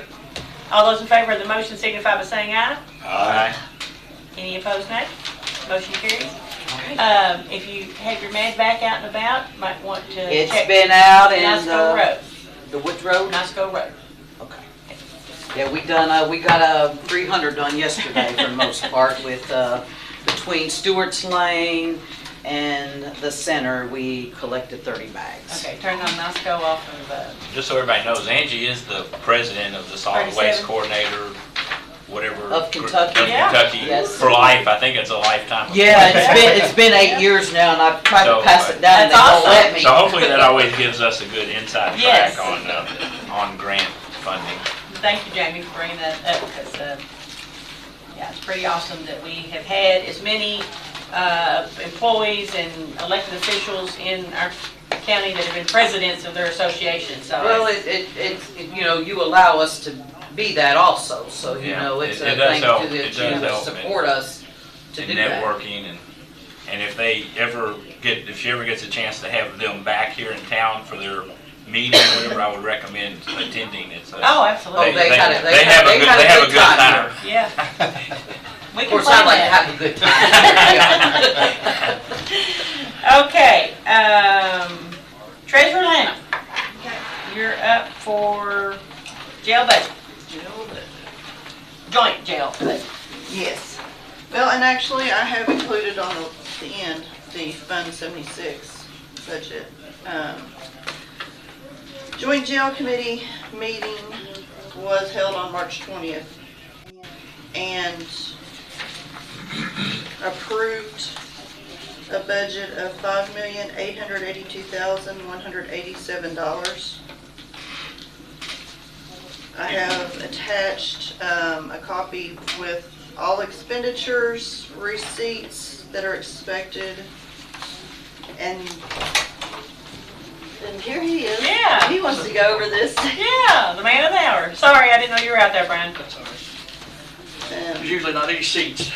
Plenty today. So, I do have that, and if there are any questions on that. We also, one thing that we did do, make a change to this year is we moved some of our higher priced items that we know need to be purchased and taken care of. HVAC roof repairs and so forth. We're going to use the restricted account to pay for some of those. I don't have an actual total. I've got Right. totals. Do you have the So total? it's not total, but what, so basically it's the budget, same budget we've had. We've had to increase some line items because of cost. One of those, like our fuel line items, gas costs for the vehicles. But we've also, by doing what Darlene was talking about, we've been able to lower the other items. So like our gas oven, which is going to be $13,000. The new mixer is $5,000. The new washing machine is around $16,500. A new dryer, if needed, is $6,000. And then our heaters in the Sally Port, one works and one doesn't, so we're looking at $5,000 for repairs. And then those that were out at the joint jail meeting when we did the tour, seeing the leaks, we're going to have to do some roof repairs. So. Yeah, you already said it. So. Barry. Oh, That's Barry. So, what we're going to have to do, the one thing I'd like to go ahead and purchase, since it's going to come out of the restricted fund, and if I could get the court's approval today to go ahead and do the 3 bids, is my gas oven, because we've been having some issues with it, and I don't want, it's a risk that I don't think we need to take. So I would like if you all would, at the end when we finish, if somebody would make a motion, if that's okay. A motion to bid that out? To get the 3 bids for my gas oven, so, because we'll just take it out of reserve, there's no need waiting and taking a chance till July. Judge, you want to do that right now, or what's? RFP, or are you getting 3 quotes? I just get 3 quotes. 3 quotes, okay. We can do that now. So Yeah. moved. Thanks. Second. Motion made by Magistrate Ellis, second by Magistrate Bodner. Any discussion? All those in favor of the motion, signify by saying aye. Aye. Any opposed, nay? Okay. And That's so, permission to bid out the gas oven. thank you. And then, of course, this new budget also has the raises. So basically, all new employees will be starting out at 18, that's full-time and part-time. And then we adjusted everybody accordingly across, because we don't want somebody starting today making more than somebody that's been there for 2 years. And then we've also put a slight increase for my supervisors, so for corporals, sergeants, lieutenants, and captains, because of their responsibilities, they're receiving an extra bump as well. So those were really the big issues. And in turn, we hope that we would be more competitive in the future.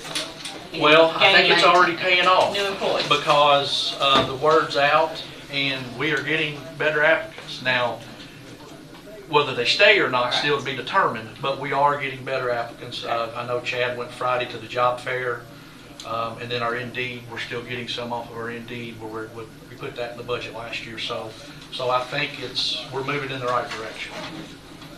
I think those were the big issues. I'll let you keep that. I forgot, I just realized I forgot on the Boyle jail, and I was gonna add the area back on there, and I didn't do that. Well, I thought was the jail area, it wasn't supposed to be on there, we took it off. No, I took it off of 03.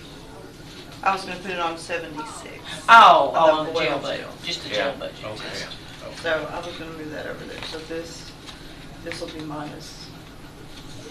It came off the joint jail. Yeah. Yes. And gonna go on the Going to jail. the county, Boyle. Yeah, the Okay. county Yeah, jail. yeah, yeah. Boyle jail, which is Fund 76. Yeah. Excuse me. So there will be an extra line on there. There's a copy on at the end of the joint jail budget, that it will actually slightly change just to account for that area back amount. And I don't have that amount in front of me. But, Yeah, just. Are you talking about this, Arlene? This. Oh, that, okay. Okay. The one that doesn't have much. So when we approve the joint jail budget, that will include the salary, new salary, and that will be effective Well, the new budget actually goes into effect in July. And I know the last time I was here, the court wanted to go ahead and approve the raises, and I appreciate that. I would like to wait because of the situation where we're changing healthcare providers. I think I'm still going to be okay on my total budget. You know, for the past 2 years, I've been like $1.3 million under, and since I've been in, we've always come in under. I would like to hold off until at least maybe the first paying period in May or June for that to go in, if the court desires to put the pay increase in early, just to make sure my budget, I don't get too upside down on my budget, because I don't know where, because we'll still get medical bills from 6 months ago coming in that we'll have to be, you know, even be paying on next year's budget, you know, just the way the billing cycle works. So I just want to make sure I don't blow my budget, so. Yeah, I think What's the that's, pleasure of the court on that? yeah, I think that, let's just, how about if we just set the first pay period in June as the That would work. pay Because increase. you know, that's only 1 month, so it won't hurt my budget too bad. So. Because I think we talked about that, and again, part of the budget rationale on that is that the jail budget is the first budget that has to be approved and going, and so we're effectively starting on the new jail budget a little sooner than the other budget. So I think we felt like that would be appropriate based on our need to make the payroll changes to remain competitive. Thank you. And so then we did, this is another one of those committees that we met, Magistrate Bodner and I met with the Finance Committee, and we did review this stuff that the joint jail had already done. And the thing that they were referencing there, just I think in passing, just for the public's information, is the air evac benefit that the county offers our employees. Mercer County do not offer that, so they asked that that be removed, and that was an appropriate request. So the air evac part is just on the Boyle County part of the jail budget. Just because essentially they've been clarification. paying 30, what's the new, you remember the new percentage? 32. 32%. No, 35. 35%, starting in July, the new year, because we just set That's right. that. So they would be paying 35% of that, and I understand, that makes sense. Yeah. Now, your new employees, are they aware that they come in at one rate and then increase to the new rate? Yes. June 1st? We've been telling everybody, well, I've told them July, but now I Okay. can go back and tell them, hey, good news, you're going to get it a month early. Okay. So Just wanna I'll make let sure them that know. Everybody's on the same page? Yes, well, all employees will start, yeah, so. Yeah. And then also, the courts are going to be putting in new video equipment to do video court, which I like. AOC is going to Well, be- here's the good news. AOC is going to be paying for the courtroom, the courthouse. Okay. And through the Kentucky Jailers Association, DLG is going to pay for our equipment. So I'm actually going to order 2 devices, but it'll be paid for, so we don't have to pay for that. And I think I don't know if Bill will probably have to come out and help when they wire everything up. So, but I'm going to order those today. And it's going to be paid for the Jailers Association? Well, it's paid, we have to order them through the Jailers Association, but I think it's DLG. Okay. It's the money that was passed last year for this, Okay. and it's been set aside, so they finally picked the equipment they're going to use and how, but we're going to order ours through the Jailers So Association. no expense for the county on that? No, Okay. which is good news. And then also today, we're housing 68 Boyle, 27 Mercer, state is 89, I'm housing 3 for other counties, and then one of those I have an agreement with the county that we'll hold their inmate and they'll hold ours in certain situations if need be. So one of those is we've had for a while. It was a pretty serious charge. So we kind of have a mutual agreement with this other county. And then, I don't know, like some of the other things on there, also we're going to have some repair done to our HVAC units on the roof, and we're expecting around $5,000. We're going to have to replace door locks, which those are $3,600 a piece, and you can't just buy a left or one, you have to buy a left or right side depending on the lock. We're going to do some repairs on our freezer where the bottom is basically rusting out, I guess, where it's water hit it, it's frozen, so that's about $5,000. We're looking at the dishwashers, $5,000. Drain repairs back in Max is $5,000. Of course, our roof leaks. We're going to have to replace some faucets in the kitchen. And then, of course, I'm going to have to do some painting, which we put $2,500 because I still have to pass jail inspections, even though we may or may not get the bill to jail. But while we're on that subject, I think if this House bill doesn't pass, we're going to need to move really fast. We're going to have to really put it to the top and focus on it and make sure we break ground somewhere. So if it comes back the next session, we could get grandfathered in because we've already put the investment. Does your association's take on what's going to happen between now and the 31st match up with what I'm hearing, that it appears that it will not pass? That's what we're hearing. But until they drop that last gavel. Yes, we won't know until then for sure, but we're hearing that maybe it's done what it was supposed to do, and that's get people talking, and it did that. This is the remarkable thing that Magistrate Sleeper and I ran into, because the consequences of the success of your litigation as an association will be amazing to the taxes that will come from that. I mean, well, and the whole purpose of that, and I can't talk a lot about it, but the whole purpose of that is to require the Department of Corrections to pay the counties that house inmates a proper fee and medical costs that they've not done in 20-some years. So. And Jayla Woodford pointed out to me something that I had not thought of, and that is, here we've been getting 34 and change dollars a day for what $45 is needed or more, and then all of a sudden, if we go regional, the state is going to make sure and bill us $45 or $50 or $65 because of the cost of building 12 to what, 15? Well, the goal of it, is, from what I've been told, and it's come from multiple sources, is they want counties to build the regional jails, then the Department of Corrections want to step in and take that over, and they would become state employees. And then they're going to charge us the high cost and the medical to house our inmates. They should have been paying us for the last 40 years. Yeah. Exactly. So that's why the Judges Association, the Magistrates Association need to be educated and fighting that alongside the Jailers Association, even the Sheriff's Association. Because if you do a regional jail, and that's going to cause a lot of problems for the sheriffs, because by KRS, they're the ones that has to transport for court. So, if something happens and we lose the Boyle County Jail, Marion County is the next closest, it's full. Casey County, it's full.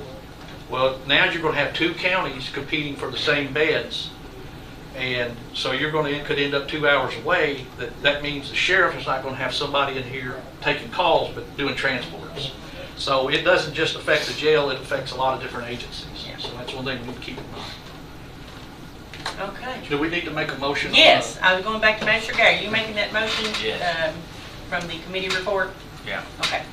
Need a second? Mr. Bowder? Okay. Any discussion on approving the joint jail budget? Julie, did you have something on that point? Not on the budget, but I do have something to say after you. Okay, all right. Okay. All those in favor of the motion signify by saying aye. Aye. Any opposed, nay? Joint jail budget is approved. Thank you. What about the pay raise starting in June? Does that have to be a motion? I'll include that as part of the motion. Okay. Well, I don't think they No, voted that's on it. previous, I apologize. So we're approving the joint jail budget with, And the pay raise effective June 1st.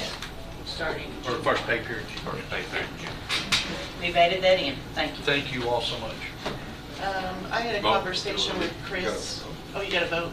You need to all in favor. We haven't voted. Oh, we did that. I'm No, sorry. we amended the All those in favor of the amendment to the original motion, signify by saying aye. Aye. Any opposed, nay. Y'all keep me straight. All right.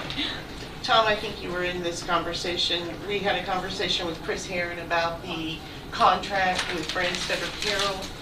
It's his opinion that we should rebid that out for architectural services. He doesn't believe that we can use the contract that we almost accepted a couple of meetings ago. Chris feels like we should do a full new bid RFP process for that. So when you say it has to move fast, So do we not need sure to we go can do ahead that. and start that and then wait until see what happens before we sign a contract? But that way we can start the process of getting the information. I believe we should. Okay. I make a motion that we proceed with bidding that out. Okay.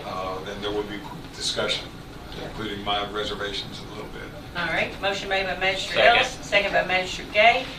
Any discussion on the motion? I just wish we were past the 31st so we know something, but I doubt I'll get it Friday's out. coming. Yeah, I'm not gonna Well, get this out here's before the then. issue. If we need to start this because it's a lengthy process, they're going to have to come in and give their proposals and everything. We don't have to sign it until we get through Right. the legislation session. Right, we what just get is the a information. reasonable amount of time to accept bids? Is there any statutory requirement that it be a month, or 2 weeks, or because I would let's say make it 30 as short days. as we can? I would say 30 days. 30 days. Yeah. Because most of these companies build jails all the time. That's Yeah. what they do, so they're going to have it ready. The reason why he feels this way is because while the contract is for 20,000, the 8% of the construction cost puts it over 30, which would mean Way. even though it was part of that original RFP that you all did in 2018, but none of us were here, except for you, and so he just really felt pretty strongly. And did we leave It's money in better to that be line safe. item for my budget to cover that? I do believe there's some. Okay, so I do have some money in the line item, so we may have to come back and amend the budget depending on what the costs are Okay. compared to what the line item in the budget is. Okay. Any other discussion on the motion? All those in favor signify by saying aye. Aye. Any opposed, nay. Motion carries. We can done Three days RFP. from now. Thank you all so much. Thank you. This is mine. Yeah, I can have it. Okay. And then I believe Darlene has another item. I do. We have to do a budget amendment to receive the $85,000 for the election, the ebook, so that we can get that all paid out. I've actually moved money from the reserve account into the line item to get those paid, and then actually now that the money's in, I can put that back into the reserve account, so. Okay, so we're just doing the budget amendments for transfer. But yes, we just need to do the budget amendment. Okay, this is ordinance number 221.29.4. So moved. Okay, motion to approve by Magistrate Gay, second by Magistrate Bodner. Any discussion? All those in favor of the motion signify by saying aye. Aye. Any opposed, nay. Motion carries. Thank you, ma'am.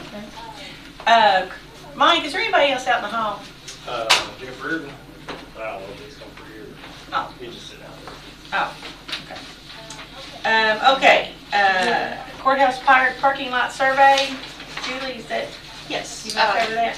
We have had several meetings with our county surveyor about surveying our parking lot. We don't really know where the boundaries are. We desperately need parking and for any future planning for this parking lot. So he has met with us again last week and said he would like to put forth a contract of a not to exceed $5,000 to survey the parking lot. We feel like he feels pretty sure he can get it in under 5,000, and we'll have a good clean survey of what we actually own out here. So moved. The perimeter of our building. Okay, motion made by Magistrate Ellis. Need a second? Second by Magistrate Sleeper. Any discussion? We literally walked around down here, and it is a very complex situation with the storefronts over here, with the funeral home over here, with the city right in behind us, and we have no idea. He's already been out there and can't find stakes, and they may never have existed, so. They may be blacktopped over or something to that effect. All right. We need to, okay, is there any more discussion? All those in favor of the motion signify by saying aye. Aye. Any opposed, nay. Motion carries. And then courthouse storm damage. It looks like our roof, the estimate that came in is going to be about, well, we don't have an estimate, but the insurance is only going to cover about $4,000 of whatever the cost is. There's a $5,000 deductible. Their estimate is it's just under $10,000, and they're going to pay $4 of that, $40-some hundred. So just be prepared when that comes, that windstorm did significant damage to the roof and the chimney. So. And we have pictures of the roof and chimney, if anybody would like to look at those, just to see specifically what's going on up on top of the roof. But it's some pretty significant damage up there with shingles. I think you said we had 7 leaks or Yes, something. yeah. We had 7 Or if leaks. you're young and agile, you can go up there. Yeah, you just climb right up there. So Okay. it's All right, thank you for that report. Okay, magistrate reports, and we'll start with Magistrate Ellis today. Thank you. Thank you, Judge. The first, since our task force of the extension office situation council meeting is Thursday night, and Danny Lay wrote to me and reminded me, but I already had it on my calendar because I think it's very important. The judge and I are going to meet afterward because there were 15 issues that we had under discussion from the task force, and we're going to meet about that. It won't come up on Thursday night, but the task force is asking, what the status on those issues is. So you just need to be aware of that. We went out to Forkland. The judge came out. We went again with DOT, and we cannot remove guardrails from the Curtis Road Bridge that are causing debris to dam up and exacerbate the circumstance with flooding at the community center. We're still talking about some other issues. Some are minor, some are pretty significant, including moving a 30-inch culvert to maybe 4 feet in diameter. But even that in another area above the flooding has one I can almost stand up in. And unfortunately, it causes a backflow back in toward the ridge where all the water's coming from. So we're probably going to have some kind of an engineering study to try and abate the problem of flooding at the Forkland Community Center. Ash trees throughout the county. All one in the same. They will be. Roger had to go out to a very dangerous one. We could not put our equipment and men in peril. Had to hire it out, and was it $1,800? We now have another one that's splitting on the same road, and another half a dozen trees on that same road. Where's your budget? Well, they're on practically every road. They are. And in that situation we were talking about, they had to bring a crane in and remove that tree. So I mean, that's why the cost was it $1,800. I don't know whether Darlene, I don't know whether to ask for a special appropriation or what, because we could have $3,000 or $4,000 worth right there on Neal Road. Yeah, I know. I'm kind of lost at what we need to do. I know they need to come down, but I mean, it's going to cost money, and it's going to be in every district. Yes, and it's not only. I mean, it's everywhere. Maybe that could be a discussion for your committee. Well, the committee and also my budget. Yeah. Yeah, that's what I mean. Right. The cost and right. what is going to be needed. Right. And had the committee make a recommendation. Are these trees on private property? No, they're on us. No, that's most of them are on us that we can take care of. Of course, there's a few on landowners, but And I'm not recommending we take them off private property. No. I mean, there's a liability issue there too. Right. They would be on the right of way. They've had to be on the right of way. I mean, I can't. Especially since we have another dangerous one on Neal Road. It could cost another $1,800. Do we have any line item out there that it could apply? That's what I'm looking. And if not, we're currently working on the budget that we could add, a line item specifically for that. Yeah, we don't want a huge tree falling on a car or truck coming down any of our roads. Yeah. Yeah. But we're just a couple months shy. While you look, I'll move on so we can come back to it. I have no good knowledge about the distillery tax, but I understand that you had to write something to the governor on that. Didn't you have a letter that you responded about the distillery tax that you showed me? Tom? It's been a minute. I'm sorry. But Jason and I have differing opinions on this distillery tax. He's afraid it's going to drive our distilleries away from Boyle County.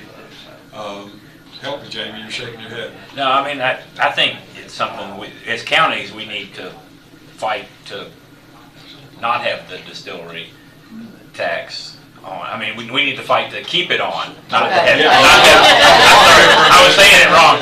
Yeah, to not have it removed.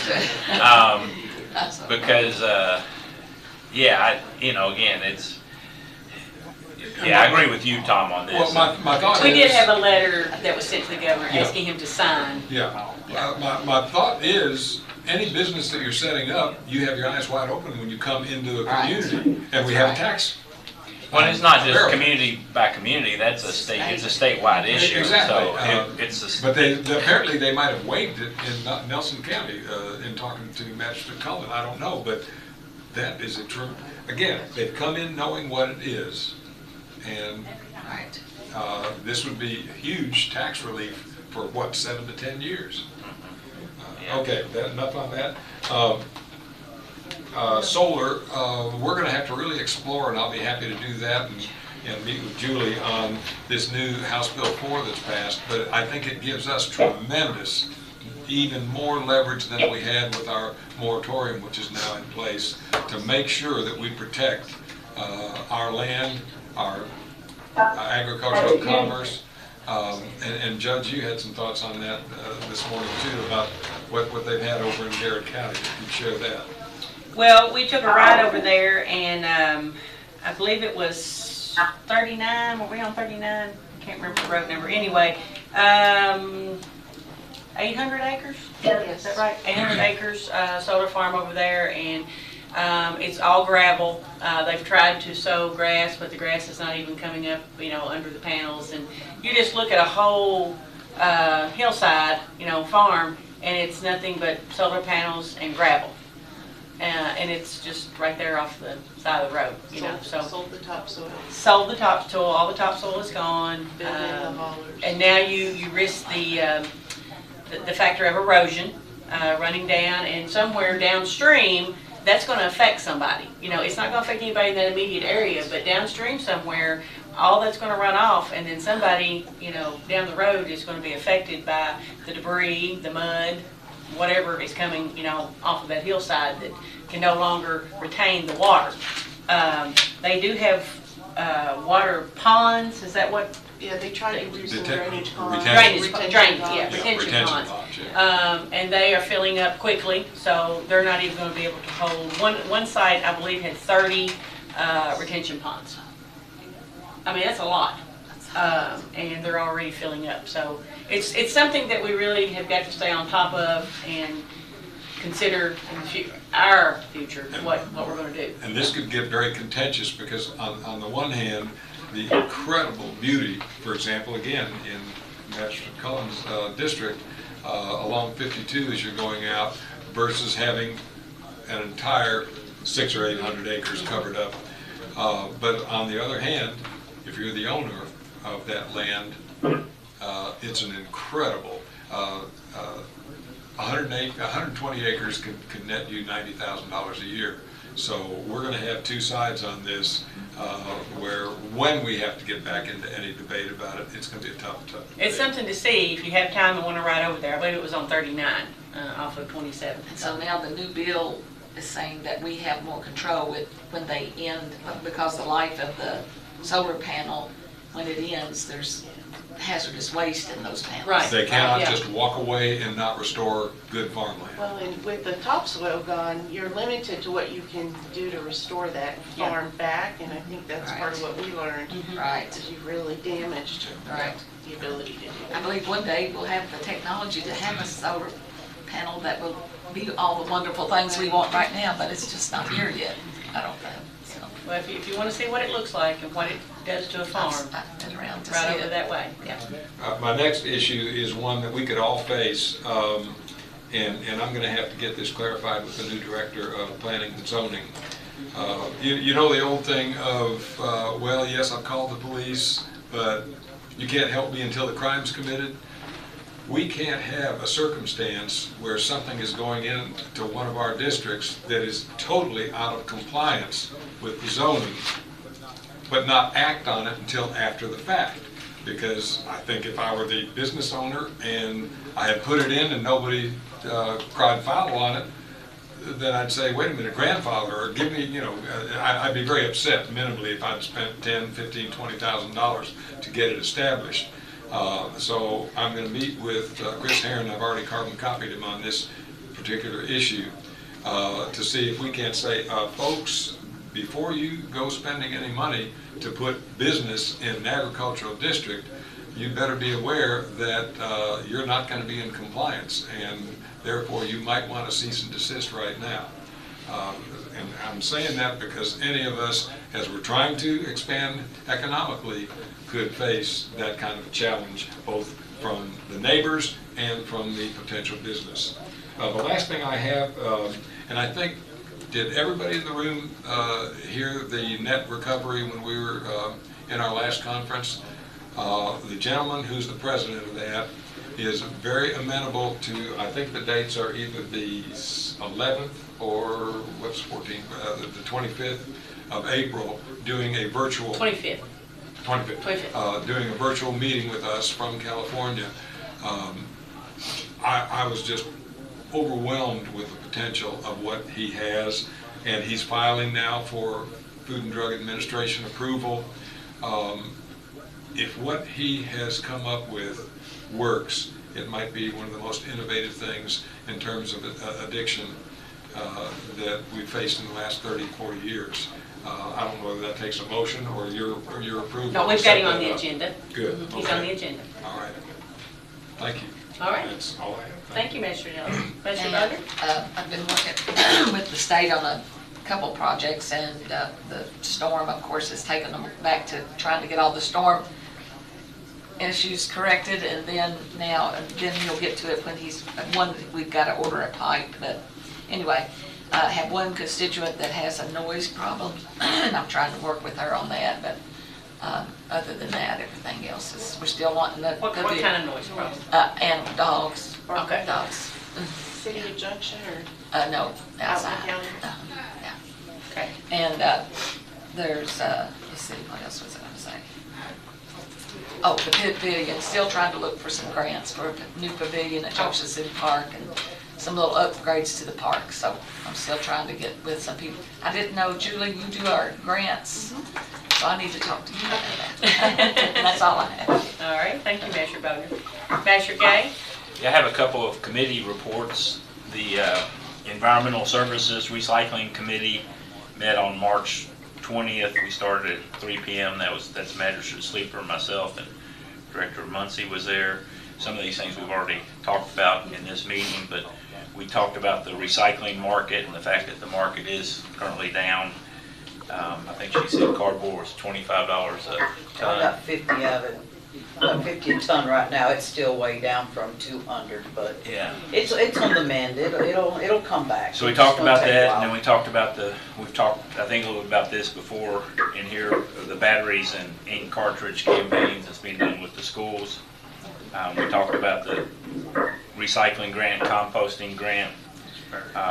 We talked about at Alum Springs, the stormwater permit and brush, and discussed the fact that, was it $8,000 a day for the chipper, $5,000 a day for the chipper that's being used out there, and that's one of the things in the grant. We're hoping to get our own chipper and be able to possibly rent that out to others as needed for some amount of money. We talked about mowing contractors and discussing the possibility of putting mowing contractors on a call list if properties that are abandoned or way uncared for need work. Roger said that he was sitting nearby and basically said that our crews can mostly take care of that, but we do want to continue to possibly explore getting some mowing contractors that are kind of on a available list and having maybe a set price per hour that they can do work for us when properties get completely out of hand. And then the fact that our ordinance needs to be updated, especially to include, have some more teeth into it, because it's difficult to really enforce or do a lot with our county-wide code enforcement issues until we get some better teeth in it. It just, we just don't have it there.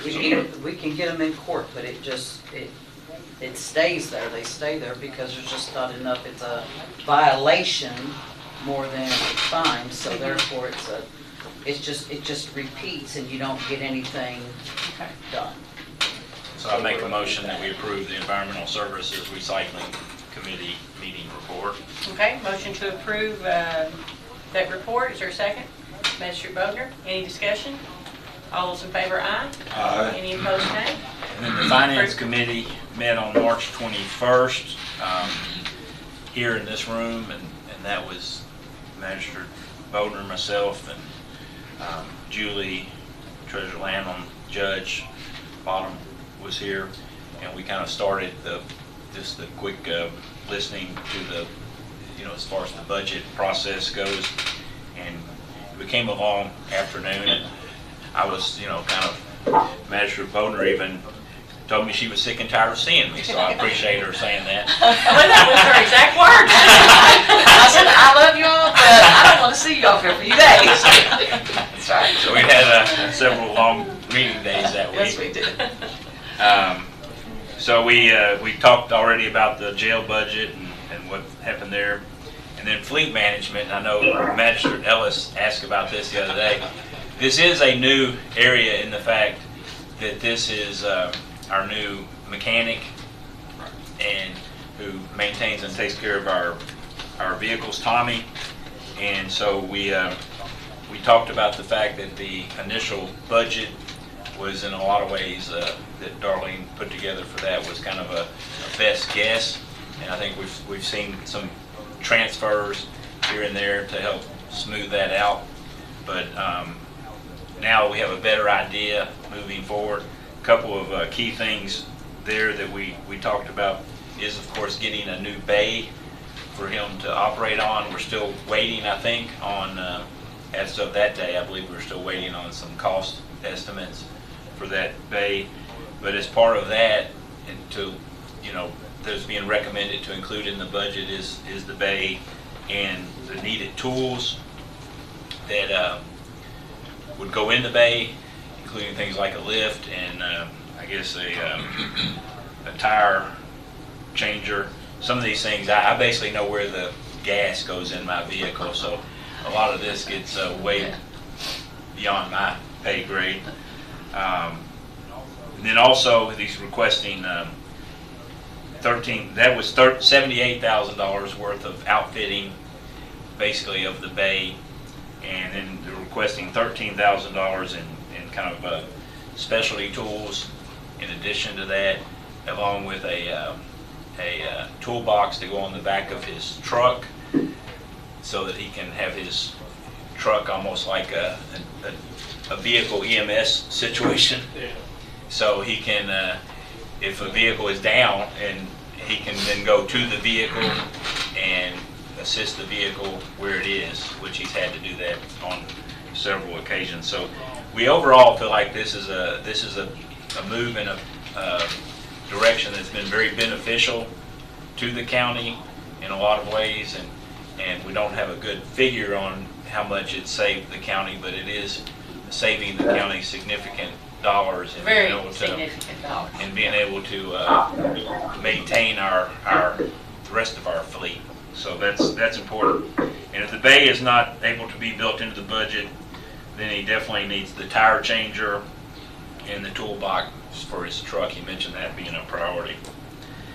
Then we met with the EMS, and some of the highlights there are to fix the payroll compression issues that have occurred as we've made adjustments in pay rates within the department. We've gotten to the point where we're getting a lot of compression between our director and deputy director position. And then in addition, they're asking for a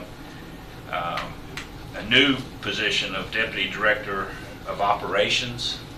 Is that the correct term? Yeah, it's not technically new, it's just we haven't used it. Restructuring or renewing, I guess, that position. And Then asking to continue to fund the social worker position and seek half of that funding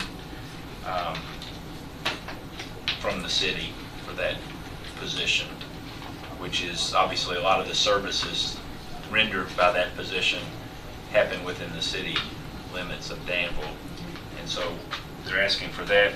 Also, along with this is looking at the office staff over there that takes care of, that being Rita, that takes care of multiple departments, and looking at her pay rate.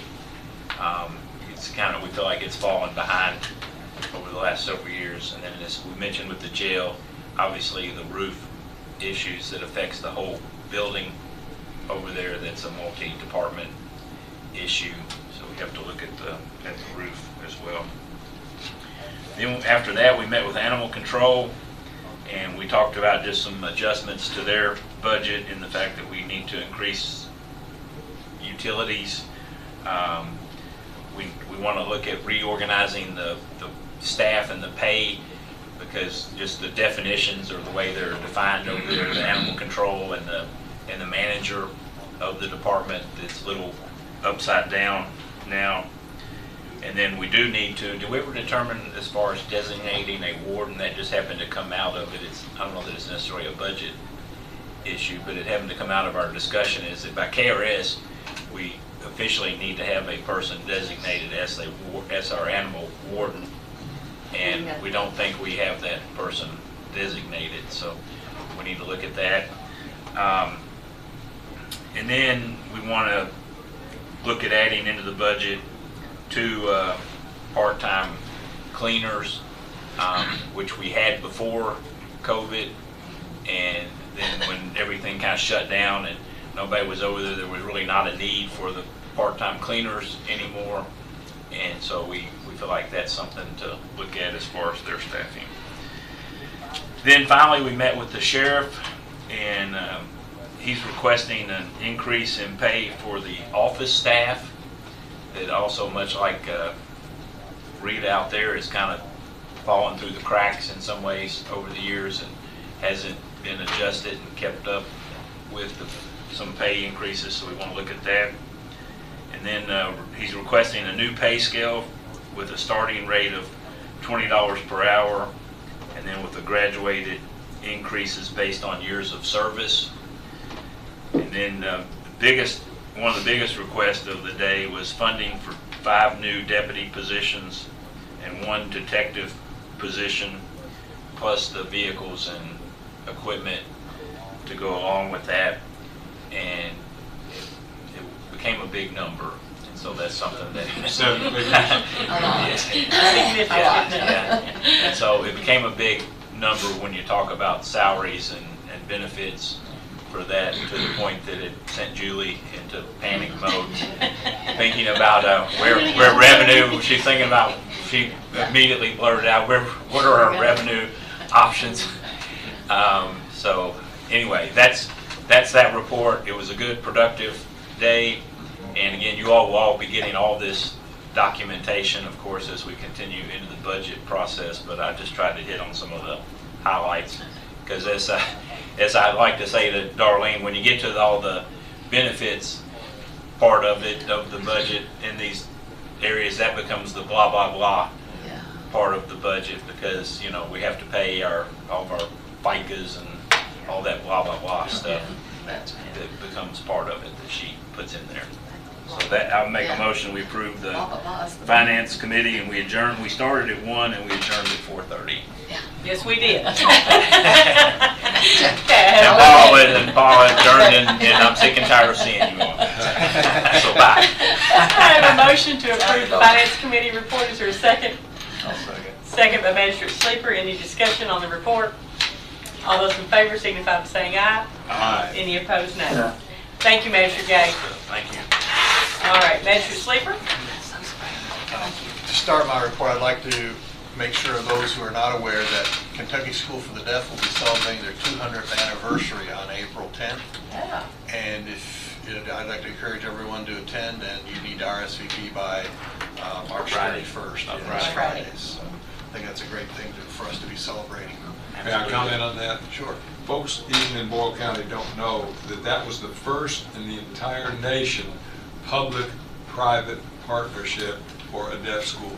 There was another one that was, I believe, totally publicly funded in New York State, but we were the first in the United States 200 years ago, which is just a marvel. Henry Clay himself was involved in the negotiations and process too. Wow. Let's see.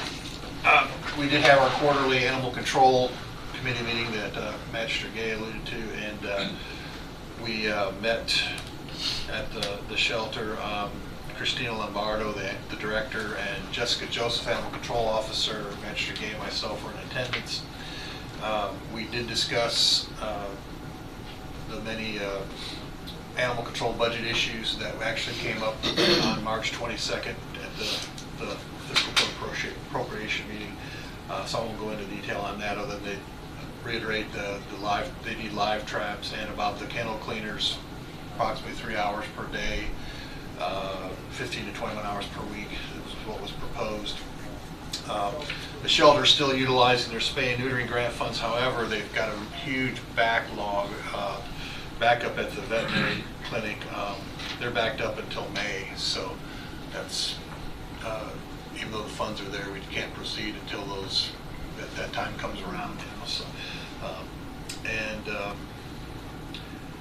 there was, due to some express confusion on the parties of May, the operating hours of the shelter was reiterated. The hours are, the animal control side is 8 a.m. to 4 p.m. Monday through Friday, and the Humane Society is 1 p.m. to 4 p.m. So, and Animal Control Officer Jessica Joseph expressed some frustration on the part of the Animal Control Officers regarding the 5-day rule, which is the 5-day surrender rule, correct?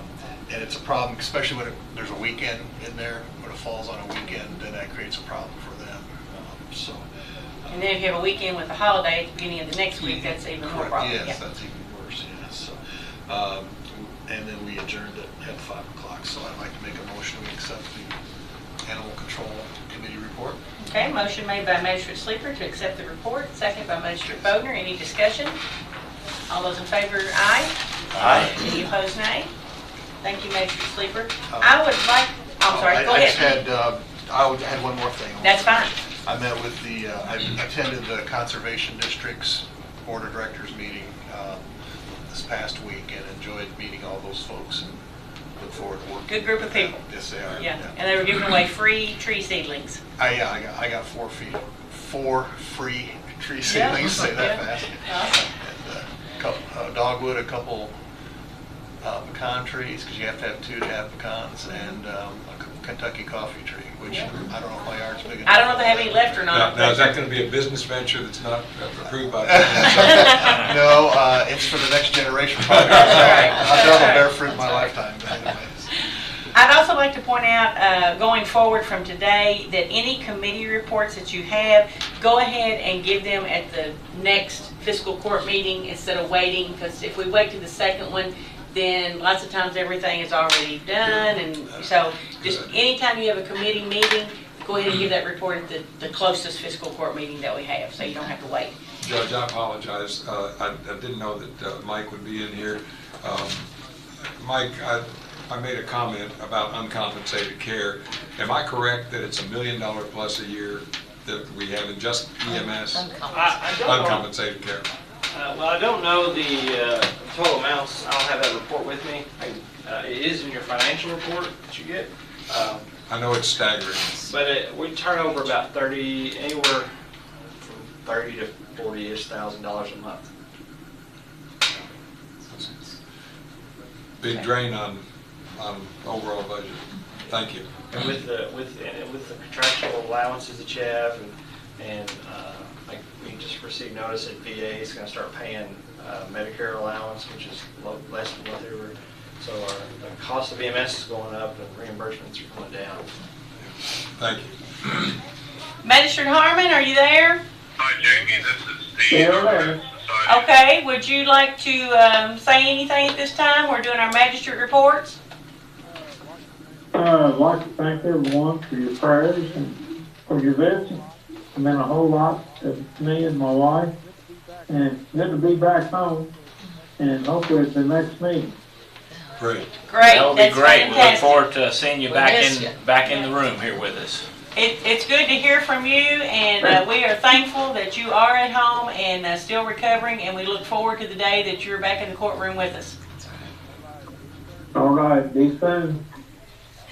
Thank you. Have a great rest of your day. Okay. All right, y'all too. Thank you. At this time, I would like to ask that we go into executive session per KRS 61810, paragraph 1, paragraph B.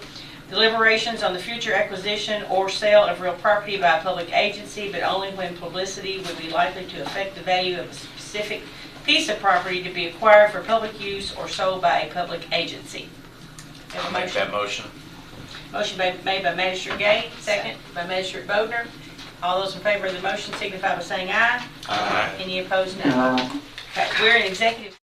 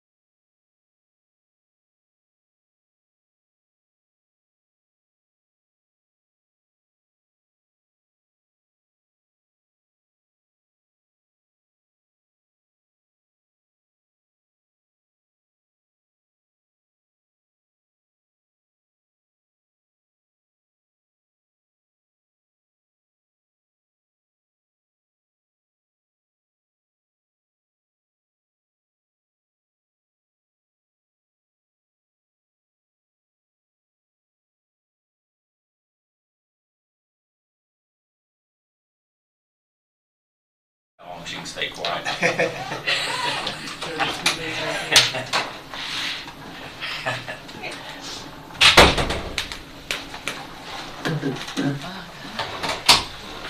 Okay, need a motion to return to regular session. So moved. Second. Motion made and seconded. All in favor signify by saying aye. Aye. Any opposed, no. Motion carries. Okay, do we have a motion from executive session? So moved. No action was taken, so. Okay, motion made, no action taken. Second, Magistrate Bodner. Any discussion? All those in favor, aye. Aye. Any opposed, no. Aye. Thank you all. I have a couple of items. One is a thank you card that I'd like you all to know about. Thank you so much for your generosity, Judge Bottom and Boyle County Magistrates. Thank you for allowing us to attend the March meeting and for recognizing our efforts for Dance Blue. And that's from the Boyle County High School Dance Blue team, and they all signed it, so I just wanted to share that with you Who's all. that young man who did so well? Yeah, who was remember the that? same, I don't remember. Chip off the old grandma block. Yeah. Yes. Also, today, as we make the motion to adjourn, I would like to ask that we adjourn in memory of Bobby Jean Tucker, who passed away this past week. If you were ever at any kind of Boyle County sports, Bobby and his wife were there, and they were the biggest supporters. To know Boyle County Rebels was to know Bobby. And I don't think there was a bigger fan ever in history than Bobby Jean Tucker. He was also a mentor to many students, and his impact on Boyle County schools have and will continue to impact the district for many years to come. So I'd like for us to remember his family during this time and just ask that we adjourn in memory of Bobby Jean Tucker. Here, here. And I'll ask for a motion to adjourn. Motion. Okay. Second. Have a motion by Magistrate Bodner, second by Magistrate Gay. All those in favor signify by saying aye. Aye. Any opposed, nay. Aye. We're adjourned.